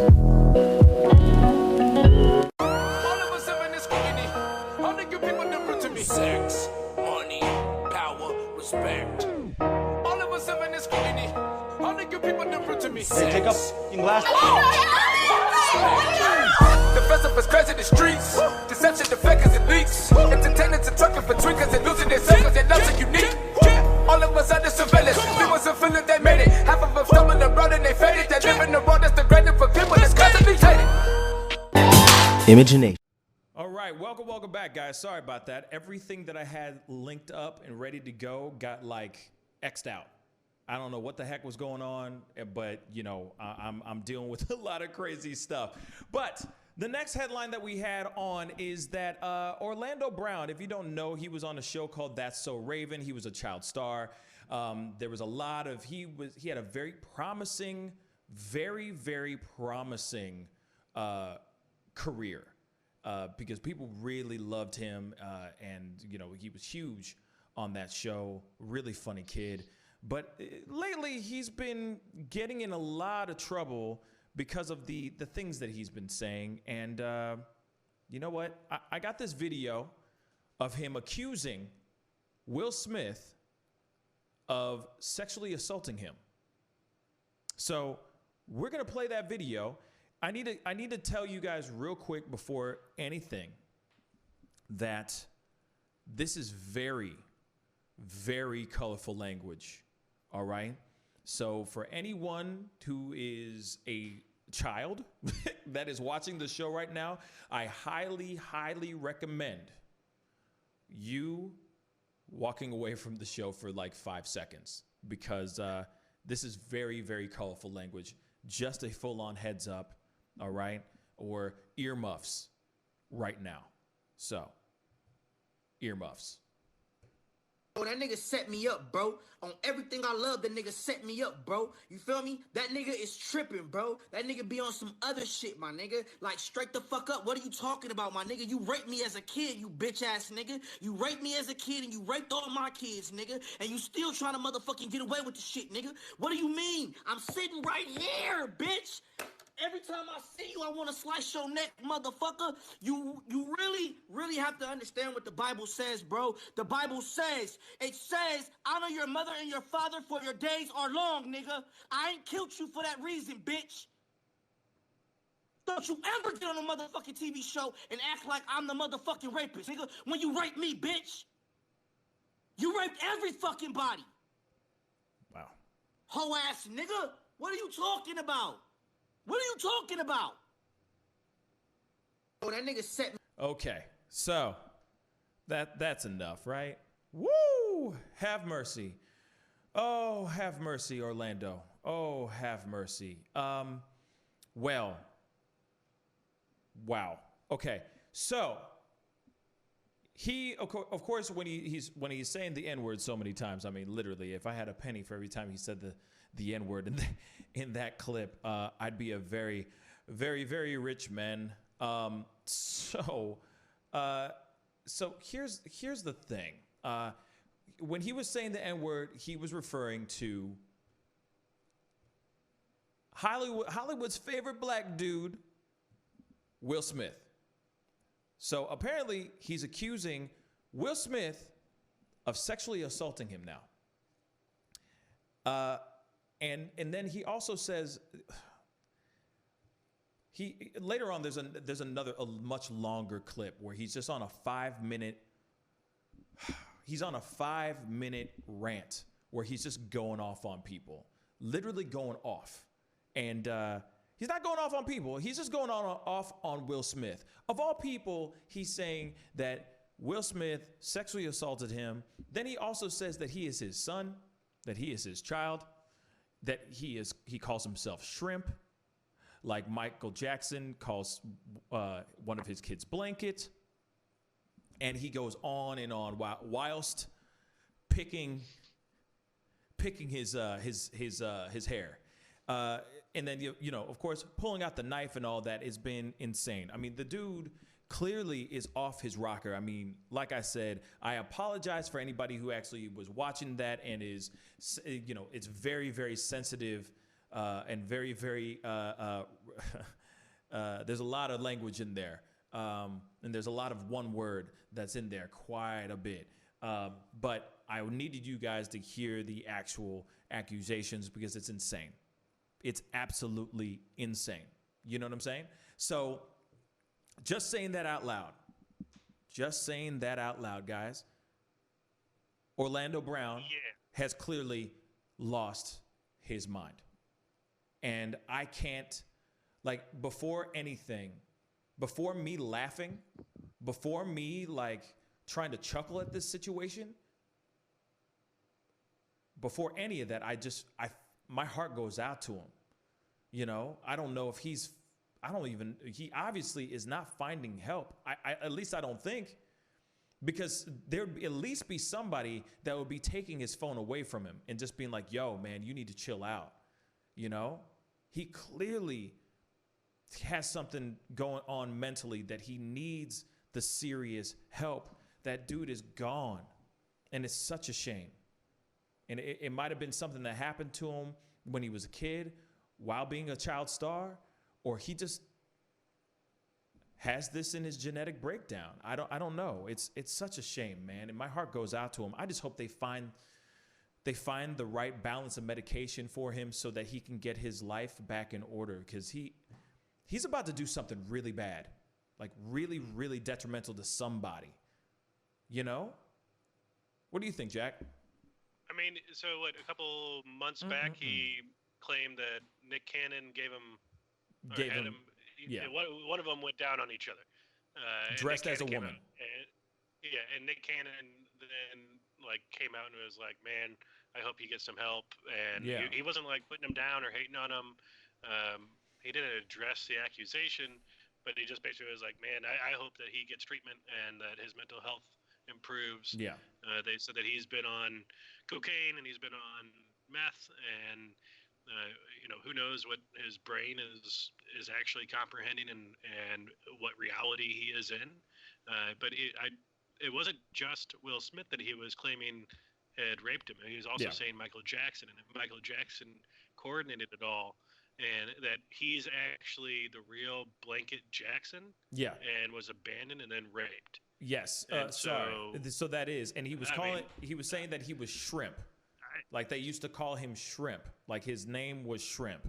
I don't know. It was, but see, here's the thing. You know the story about the boy who cried wolf, right? He's crying wolf on everybody. Like he got cases on everybody. You know what I'm saying? Yeah. And it just doesn't make sense for him to suddenly, like, it doesn't make sense first. Second, the way he's delivering the information, whether that is true or not, how he's delivering that information is coming off completely wrong. Completely wrong. Then, on top of that, you got him saying all the people that he's accusing. Because if it's like the flavor of the month kind of thing. 1 week it's one person, 1 week it's something else, 1 week it's somebody else. Like he's just throwing out all this crazy stuff. Then you're in there, you're in this you have something that looks like the background's on fire. Then you pull out a knife and you sitting there saying like, I'm ready to slit your throat. Like, you know what I'm saying? Like, and how it's being delivered is not, you clearly see that he's not of level mind. Right. So how can you believe anything that he's saying, if any of it's true? I'm not even saying that it's true, but I'm just saying if it was true, that's not how you deliver your information.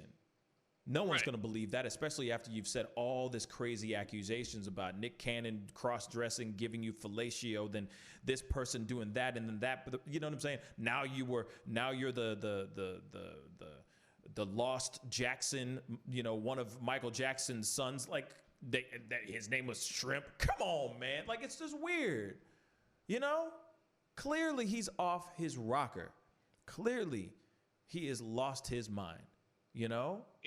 And I mean, the right way to do it is to make a video of it, put it on the internet, and charge $20 to watch it. Bang. Ooh. Ooh. Hopefully Corey Feldman's watching this. Facts. Of course, if you're going to do it, make sure you secure the bag. Secure the bag for $20 a pop. Piece of cake. See what I'm saying? So, so a couple weeks ago, I did a reaction video to one of Orlando Brown's videos where he was just literally like talking about, having your faith in God and you got to pray just to make it today. You know what I mean? And he just seemed all crazy. And I laughed about it. I laughed throughout that entire video. But now that I'm seeing this again, and I saw that other video that I did, now I kind of feel like a jerk because I'm going, man.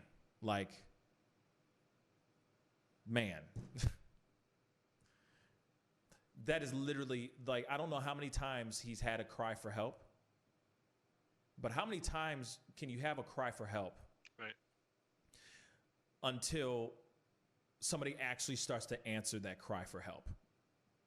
And he's been doing this cry for help for a while. And no one's not done a damn thing, man. Not a damn thing. He's still doing this stuff. And not anybody's doing anything about it. Well, he went on Dr. Phil. How many years ago was that, though?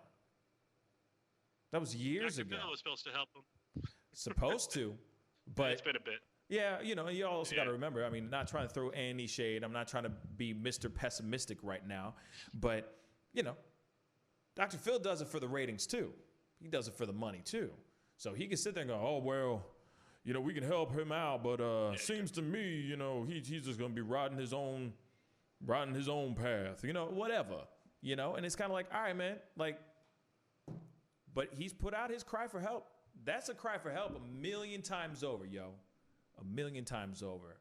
All I can say is I hope that he finds some sort of solace.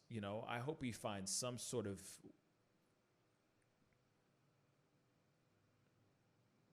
I just hope he finds his mental health here soon.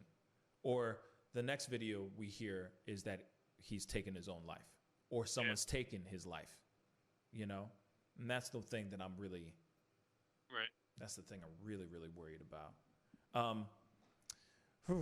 Anyway, moving on, speaking of other people that are... Shows up at Bill Smith's house. I'm telling you, man, he won't be able to do that, though. I don't think that could happen. That'd be a very tough thing for him to do, getting out there and getting in front of him, that type of thing. Yeah, too many gates. Say again, what? What did you say? I said there's too many gates for him to have to jump over there. Right. And too much security guards, I imagine. Oh, my God. It'll be... Yeah, considering that Jaden knows karate, you got to watch out. You're going to perform tonight. I can't make this interview boring because this man is too exciting as a host. And I'm truly saying this, and if y'all can't do this, me and this man here is going to leave and go somewhere else where we can get some love. I want everyone in the building to say, I love Pascal on the count of 3. 1, 2, 3.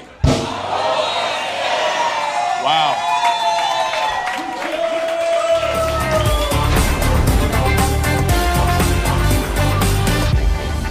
Homeowners and property managers, if you're looking for effective and humane ways to remove wild animals and deal with the damage that they have caused, we have good news for you. Introducing Wildlife Command Center. We are the only wildlife company that checks 70 different areas on a structure to determine the answers to the following questions. For more information, call us now.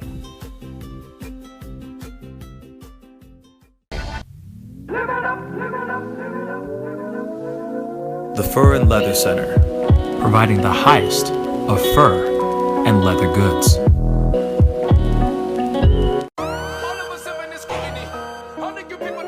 Sex, money, power, respect.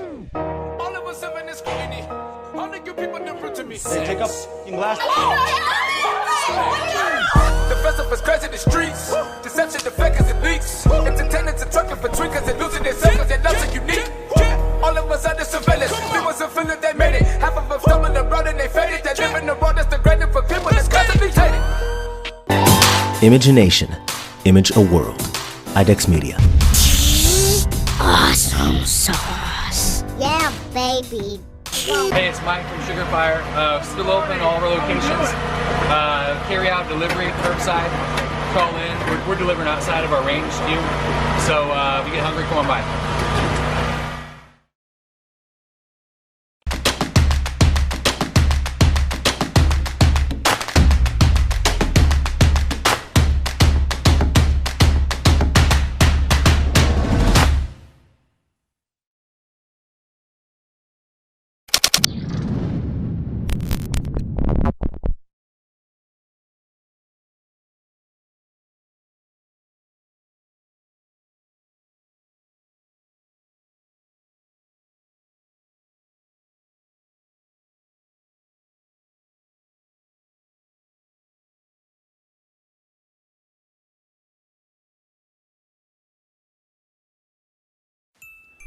Homeowners and property managers, if you're looking for effective and humane ways to remove wild animals and deal with the damage that they have caused, we have good news for you. Introducing Wildlife Command Center, a professional nuisance wildlife management company specializing in providing animal removal for residential, industrial, and commercial clients. We are the only wildlife company that checks 70 different areas on a structure to determine the answers to the following questions. Exactly which animal are we dealing with? How is the animal getting inside the home? What kind of damage is the animal doing to the structure? Once we get the answers to all of these questions, we develop and write up an action plan to resolve the animal issue completely and provide a quote to implement that action plan. We perform a very in-depth 70-point wildlife inspection. From visually inspecting the highest point, the chimney, to physically crawling inside the attic space and looking for animals, chewed wires, fecal matter, chewed structural wood, we inspect everything. Our inspection process covers all of the following 70 points: animal-proof chimney cap, roof ridge vents, roof to soffit junctions, dormer fascia, attic gable vents, gutter lines, fascia trim, garage door, utility penetrations, water, gas, electric, and cable, bathroom vents, attic roof ridge vents, attic electrical, wiring, junctions, boxes, and lighting, concrete decks, additions, wooden crawl spaces, basement plumbing, penetrations, ceiling, floor, and wall. All right, welcome back, y'all. Hope you guys do well out there in Facebook and YouTube land. And Debbie, you are not alone, okay? We are all here having a conversation together, okay? We're here together, all right, guys? But the question of the day is this.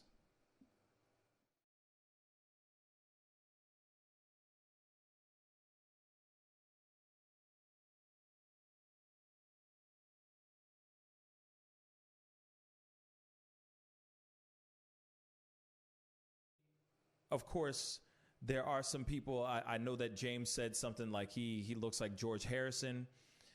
He gets a lot of comments about him looking like George Harrison. Let's see. I know that Jack had a few, but right now we're having a hard time connecting with him right now. I guess he lost internet at home or something like that. The connection went really, really bad. But it's okay. You know, I'm here. Because I am here. You know what I'm saying? Here I am to save the day.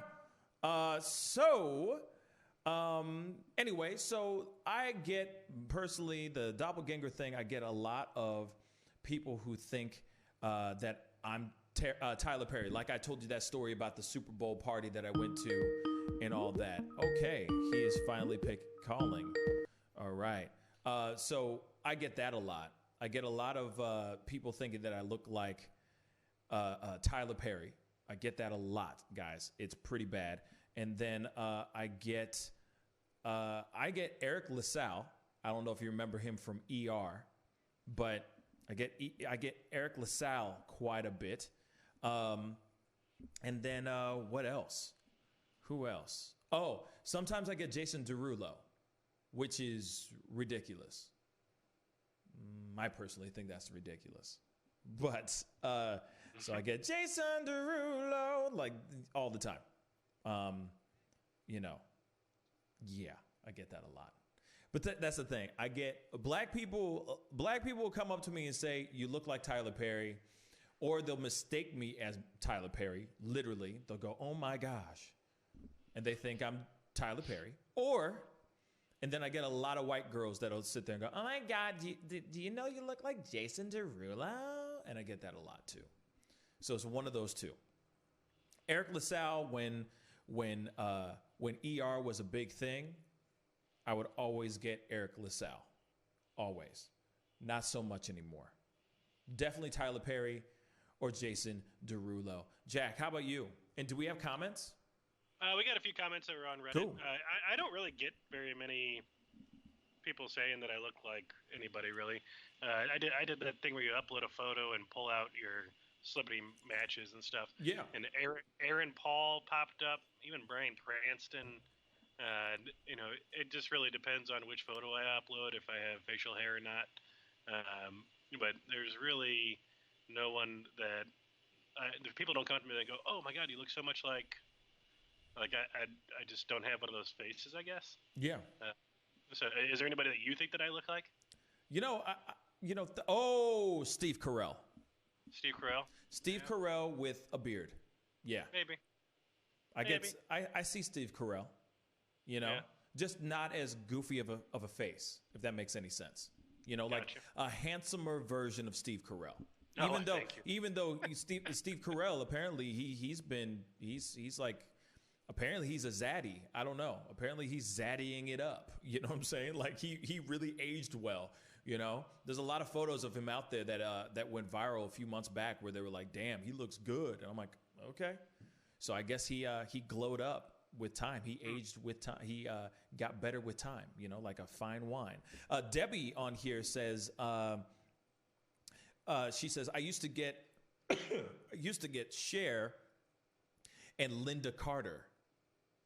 All right, honey.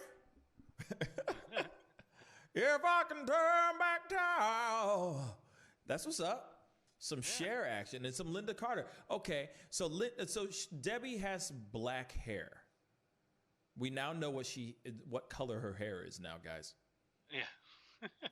So we James slowly. said George Harrison. Yeah, I just said that in the beginning. Yeah.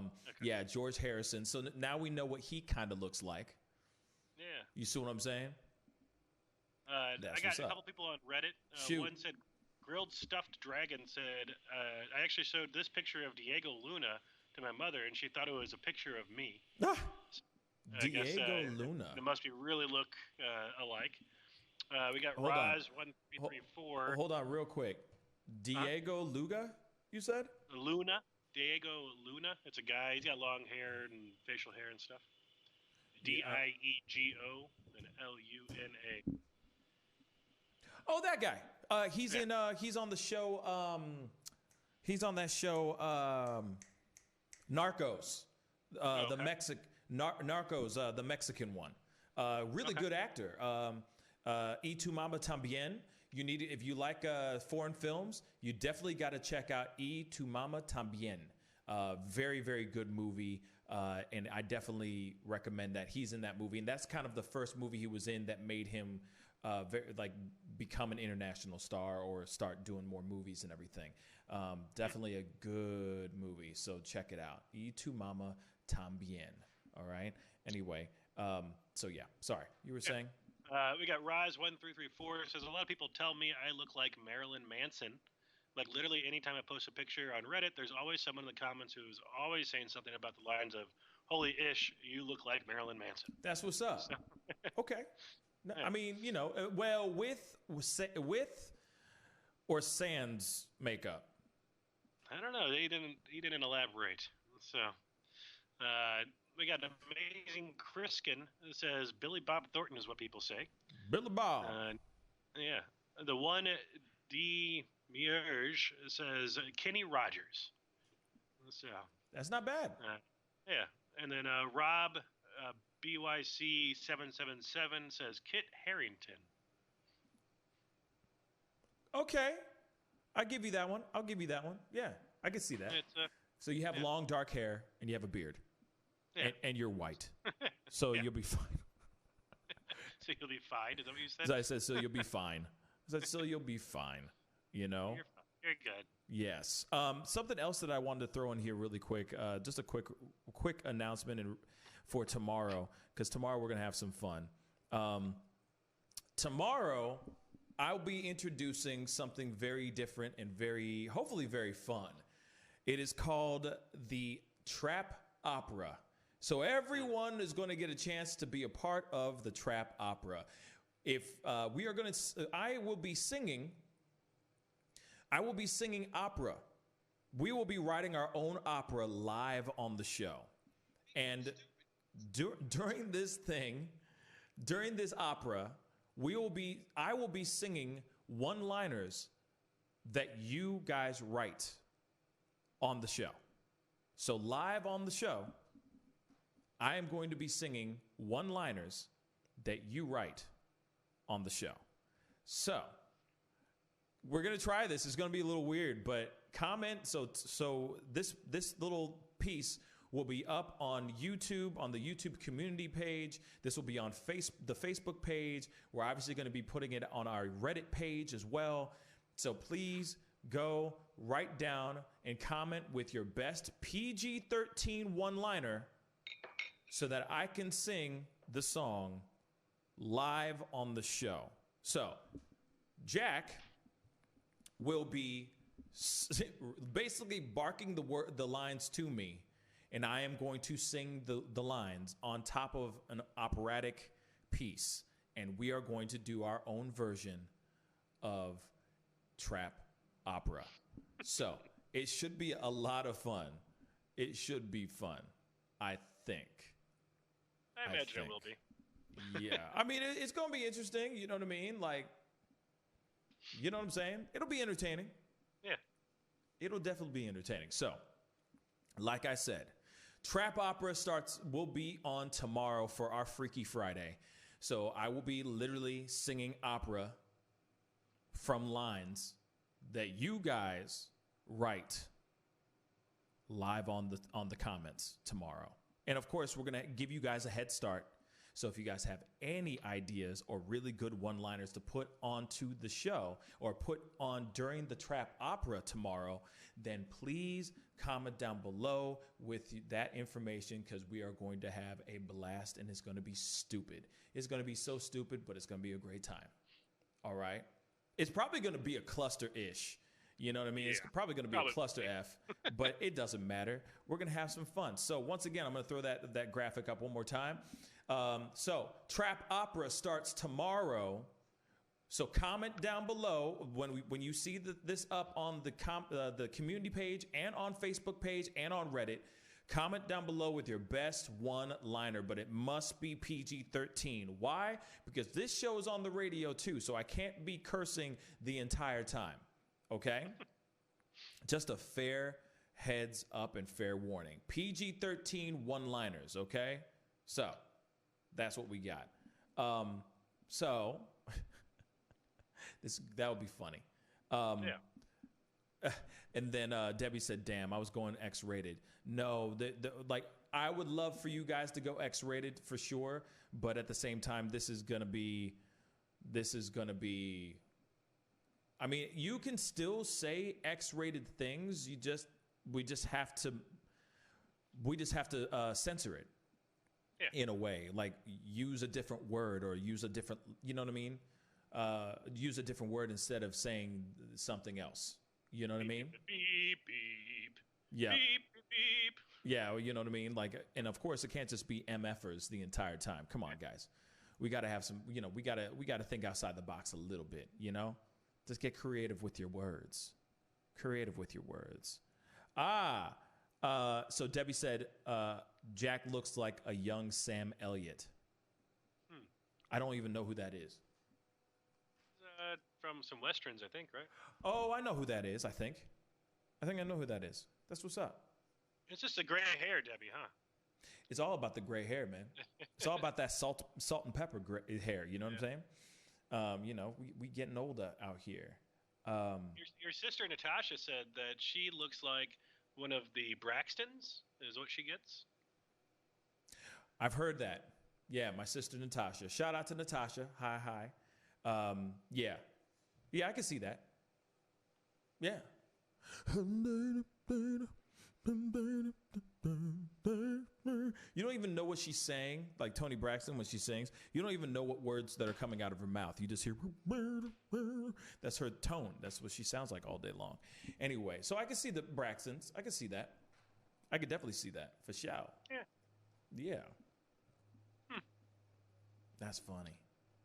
That's all the comments I got, though. Well, that's good. No, that's a good one. That's a good one. Let's go on to the next thing then. On to the next one.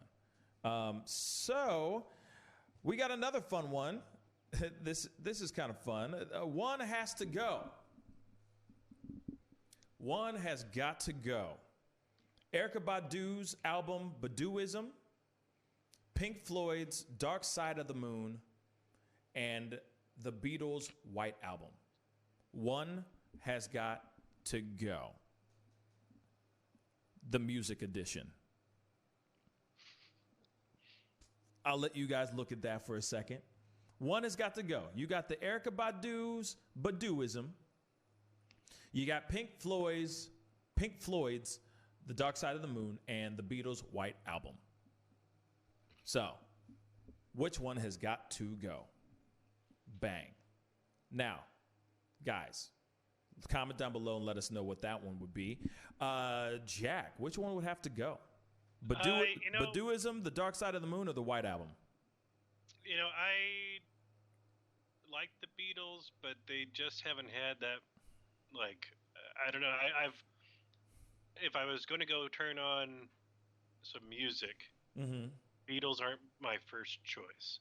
So I guess I would get rid of the Beatles. Okay. Because Erykah Badu, like, I remember growing up and hearing my sisters listen to that album like all the time. Yeah. And so like it was impactful for me, I guess. And then Dark Side of the Moon, that's like college. And then I just never jumped on a Beatles like wagon. So I feel you. Yeah. How about you? Probably, because I'm not a huge Pink Floyd fan at all. And anytime I think of Dark Side of the Moon, I just think of like, hey man, if you smoke weed and you play Dark Side of the Moon with Wizard of Oz at the same time, you're gonna see some crazy stuff. It's like they played the music for that movie so Dark Side of the Moon could probably go, because I will never let go of Baduism. And the Beatles, I guess I can deal with it. I guess I'm not sitting here saying that I don't like the Beatles, but because they're the ones who are pretty much the band that started pop music to begin with. But it's Dark Side of the Moon. I don't know if I could really do that whole trippy music all day long. That's just me though. It's just not my genre. Tom would probably say Baduism, maybe. Maybe, yeah. Or maybe he'd say White Album. You never know, because Dark Side of the Moon would definitely stay on there. What's the actual name of that album? It's not actually called the White Album. I don't know. Apple? I don't know. Nope. Self-titled The Beatles. Oh, it is? I didn't know that. That's what's up. The White Album. Yeah. That's interesting. Yep. We got Debbie saying, Pink Floyd, bye, Felicia. So. Yeah. Pink Floyd could go. See what I'm saying? I'm just not a big fan of that. I'm just not a fan of that trippy, like, I'm just not down for that psychedelic music. I don't know. It's just, for me, that's just not it's not my bag, baby. You know what I mean? It's just not my bag, man. You know what I'm saying? And of course, we got one more. Let's knock this one out. Or actually, you know what? I'm going to hold that one for the 5 o'clock show. I'm going to hold that one for the 5 o'clock show. But I do some birthdays. Yeah, one second. I do want to do a quick reminder that we will be doing the karaoke roulette starting next week. So if you're interested in getting involved and being a part of it and all that, that's going to be a fun one. Cash prizes, any cash or prizes is going to be anything from bags of chips to toilet paper to money to everything. You know what I'm saying? All you got to do is, be down to be a part of it and sign up. I will be putting that up a little bit later on today to let people know and get people involved so that they can actually jump on board and play this wonderful game. It's going to be live and it's going to be fun and it's going to be ridiculous. And, this is the time that I would say, if you got liquor, get it out. Because this is the time that we're going to be sitting there drinking, having a good time, and just acting a fool, getting people to start singing and everything. All my karaoke freaks out there, all my karaoke people need to be a part of this, because this is going to be a fun one for sure. So I just wanted to do that quick reminder. And so, let's go into the birthdays. I'm not going to do the music. I'm not going to do the music because we keep getting flagged for it. So, we keep getting flagged for it. So, copyright reasons. I'm going to have to find another version of it or a copyright. Sing your own. That too. Yeah, make your own, and then that'll be fine. There you go. There you go. Anyway, so it's time for birthdays, y'all. It's about that time. We're wrapping it up. So if you guys know who these people are, definitely comment down below. Let's go. All right. So this world music singer who passed away at the age of 23 in 1995 was from Lake Jackson, Texas. She is a performing artist who has sold over 21 million albums and earned a Grammy Award for her Best Mexican American Album for Live in 1994. Selena. She was murdered. Yeah, Selena. Yeah, she was murdered by Yolanda Saldivar. Mm-hmm. So, Yes. former president of her fan. So, let's see here. We got out of Chicago, Illinois, this 27-year-old rapper who rose to prominence following a series of acclaimed mixtapes, including 2013's Acid Rap. He was featured on Justin Bieber's song Confident, and he won 3 Grammy Awards in 2017 following the release of his album Coloring Book. Chance the Rapper. Correct. Thank you. Let's see here. Out of Frankfurt, Germany, this 55-year-old movie actor and comedian has starred alongside of alleged rapist Will Smith in Bad Boys, and he was also in films such as Big Mama's House and Martin Blue Lawrence. Streak. Correct. Let's see here. We got from St. Louis, Missouri, this 47-year-old Grammy-nominated R&B and hip-hop artist has gained prominence with the song Locked Up and his debut album Trouble. Akon. Yep. We got to get him on the show someday. That would be amazing. I would love that. From New York City, New York, this 73-year-old basketball player was a center for and known for his skyhook shot at UCLA. Then became the NBA's all-time leading scorer with the Lakers and the Bucks. Magic? Nope. No. Oh. Skyhook. That's what he was known for. Yeah. Dr. J? Nope. Kareem Abdul-Jabbar. Oh, Kareem. Oh, okay. There we go. Let's see. This 68-year-old out of Nashville, Tennessee, is a football coach for the New England Patriots. Oh, my Lord. Starts with a B. I don't know it. Bill Belichick. Oh, Belichick. Okay, thank you. I know his name, but it's not like there. You know what I mean? So you got me, man. You got me on that. Dang. There we go. This MMA fighter turns 35 years old today from Stockton, California. He's in the lightweight and welterweight fighter who won the 5th season of The Ultimate Fighter. He submitted Conor McGregor, ending the latter's 5-year unbeaten streak. Oh, what's his name? He was supposed to be on the show, too. Covington? Nope. What is it? Nate Diaz. Oh, not him. Never mind. Sorry. Let's see here. We have this inventor who died at the age of 45 back in 1912. He was born in Indiana. Today would have been his birthday. He was a co-inventor and co-pilot of the first successful airplane.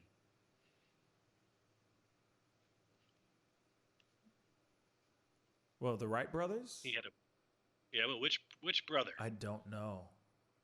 Wilbur. There you go. Wilbur Wright. Because it can't just be John Wilbur or John Wright. You know what I mean? It's got to be something weird like Wilbur. Anyway. That's right. So let's see. This 43-year-old movie actor out of Chicago, Illinois, is best known for his 2010 film Life as We Know It. He was also in The Game Plan. He was in National Lampoon's Homo Erectus and also starred in Perfect Couples. James Dumas? Nope. Hayes MacArthur. I don't know. If you saw his face, it's one of those guys you know, but you never really can think of his name. Yeah. And I'm going to follow you up with the second movie actress. It's the same way. From England, this 36-year-old movie actress first became known for her role as a title character in the BBC One miniseries Little Dorrit. And she also starred as Queen Elizabeth II on the Netflix series The Crown. I don't know this one either. Dang. Claire Foy. Claire Foy. Yeah, okay. It's one of those names. Like you see the face. Oh, her. Yeah. Don't remember the names. Yeah, she was also in the Girl with the Dragon Tattoo sequel and all that. Yeah, Claire Foy. Yeah. See, that's what's so funny. Like, damn. Okay. Yep. And here's the last one for today, and we'll see if you can get this. From New York City, New York, this 55-year-old has had a birthday today, and he had a breakthrough television acting career with his co-star Charlie Sheen on 2.5 Men. He was Charlie Sheen. John Cryer. Yeah, there we go. You got it. There we go. So, winner, chicken dinner, winning, tiger blood. You got it. Thank you. So, but those are the birthdays today. Happy birthday to all the famous people that we know out there, and to all the less famous people that are famous within our families. So. Yes. You know, happy birthday to all you guys who walked out of those velvet curtains and breathed in this wonderful thing called life. Congratulations. You didn't play yourself because you're still on this planet, hopefully. Happy birthday. And for all y'all that have people who have passed and it's their birthday too, may they rest peacefully in heaven. And of course, happy birthday to them as well. Anyway, it is time to get going. I really appreciate everybody for being here today. Jack, thank you so much. I really appreciate you being on. It really does mean a lot. Yep. Anyway, you know, it's that time, guys. You know what I'm saying? Thank you guys for all y'all being in today, being a part of the show, checking things out and being, you know, commenting and all that. There's a lot of people that came in and out today, which is really, really great. So we really appreciate your time and your efforts to be a part of this crazy show called The Pascal Show. Anyway, I'll be back on a little bit later on today, so be sure to be on the lookout for that. I don't know, you know, I'm thinking about doing 5 p.m., but I might do a little bit later today. I don't know yet. So just be on the lookout. So anyway, it's time to get going. Be good to yourselves. Be good to one another. And I will see you guys a little bit later on today. Much love to you guys. Bye.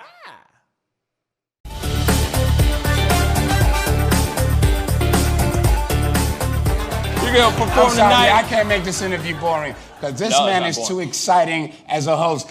And I'm truly saying this, and if y'all can't do this, me and this man here is going to leave and go somewhere else where we can get some love. I want everyone in the building to say, I love Pascal on the count of 3. 1, 2, 3. Wow.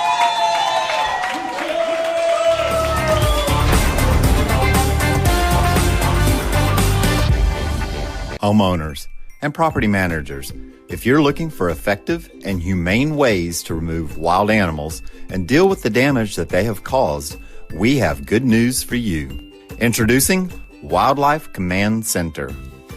We are the only wildlife company that checks 70 different areas on a structure to determine the answers to the following questions.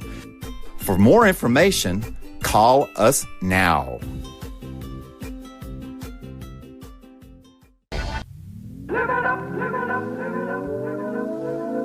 The Fur and Leather Center, providing the highest of fur and leather goods.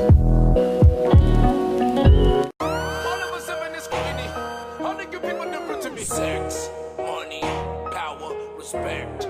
All of us in this community, all the good people different to me. Take up in glass.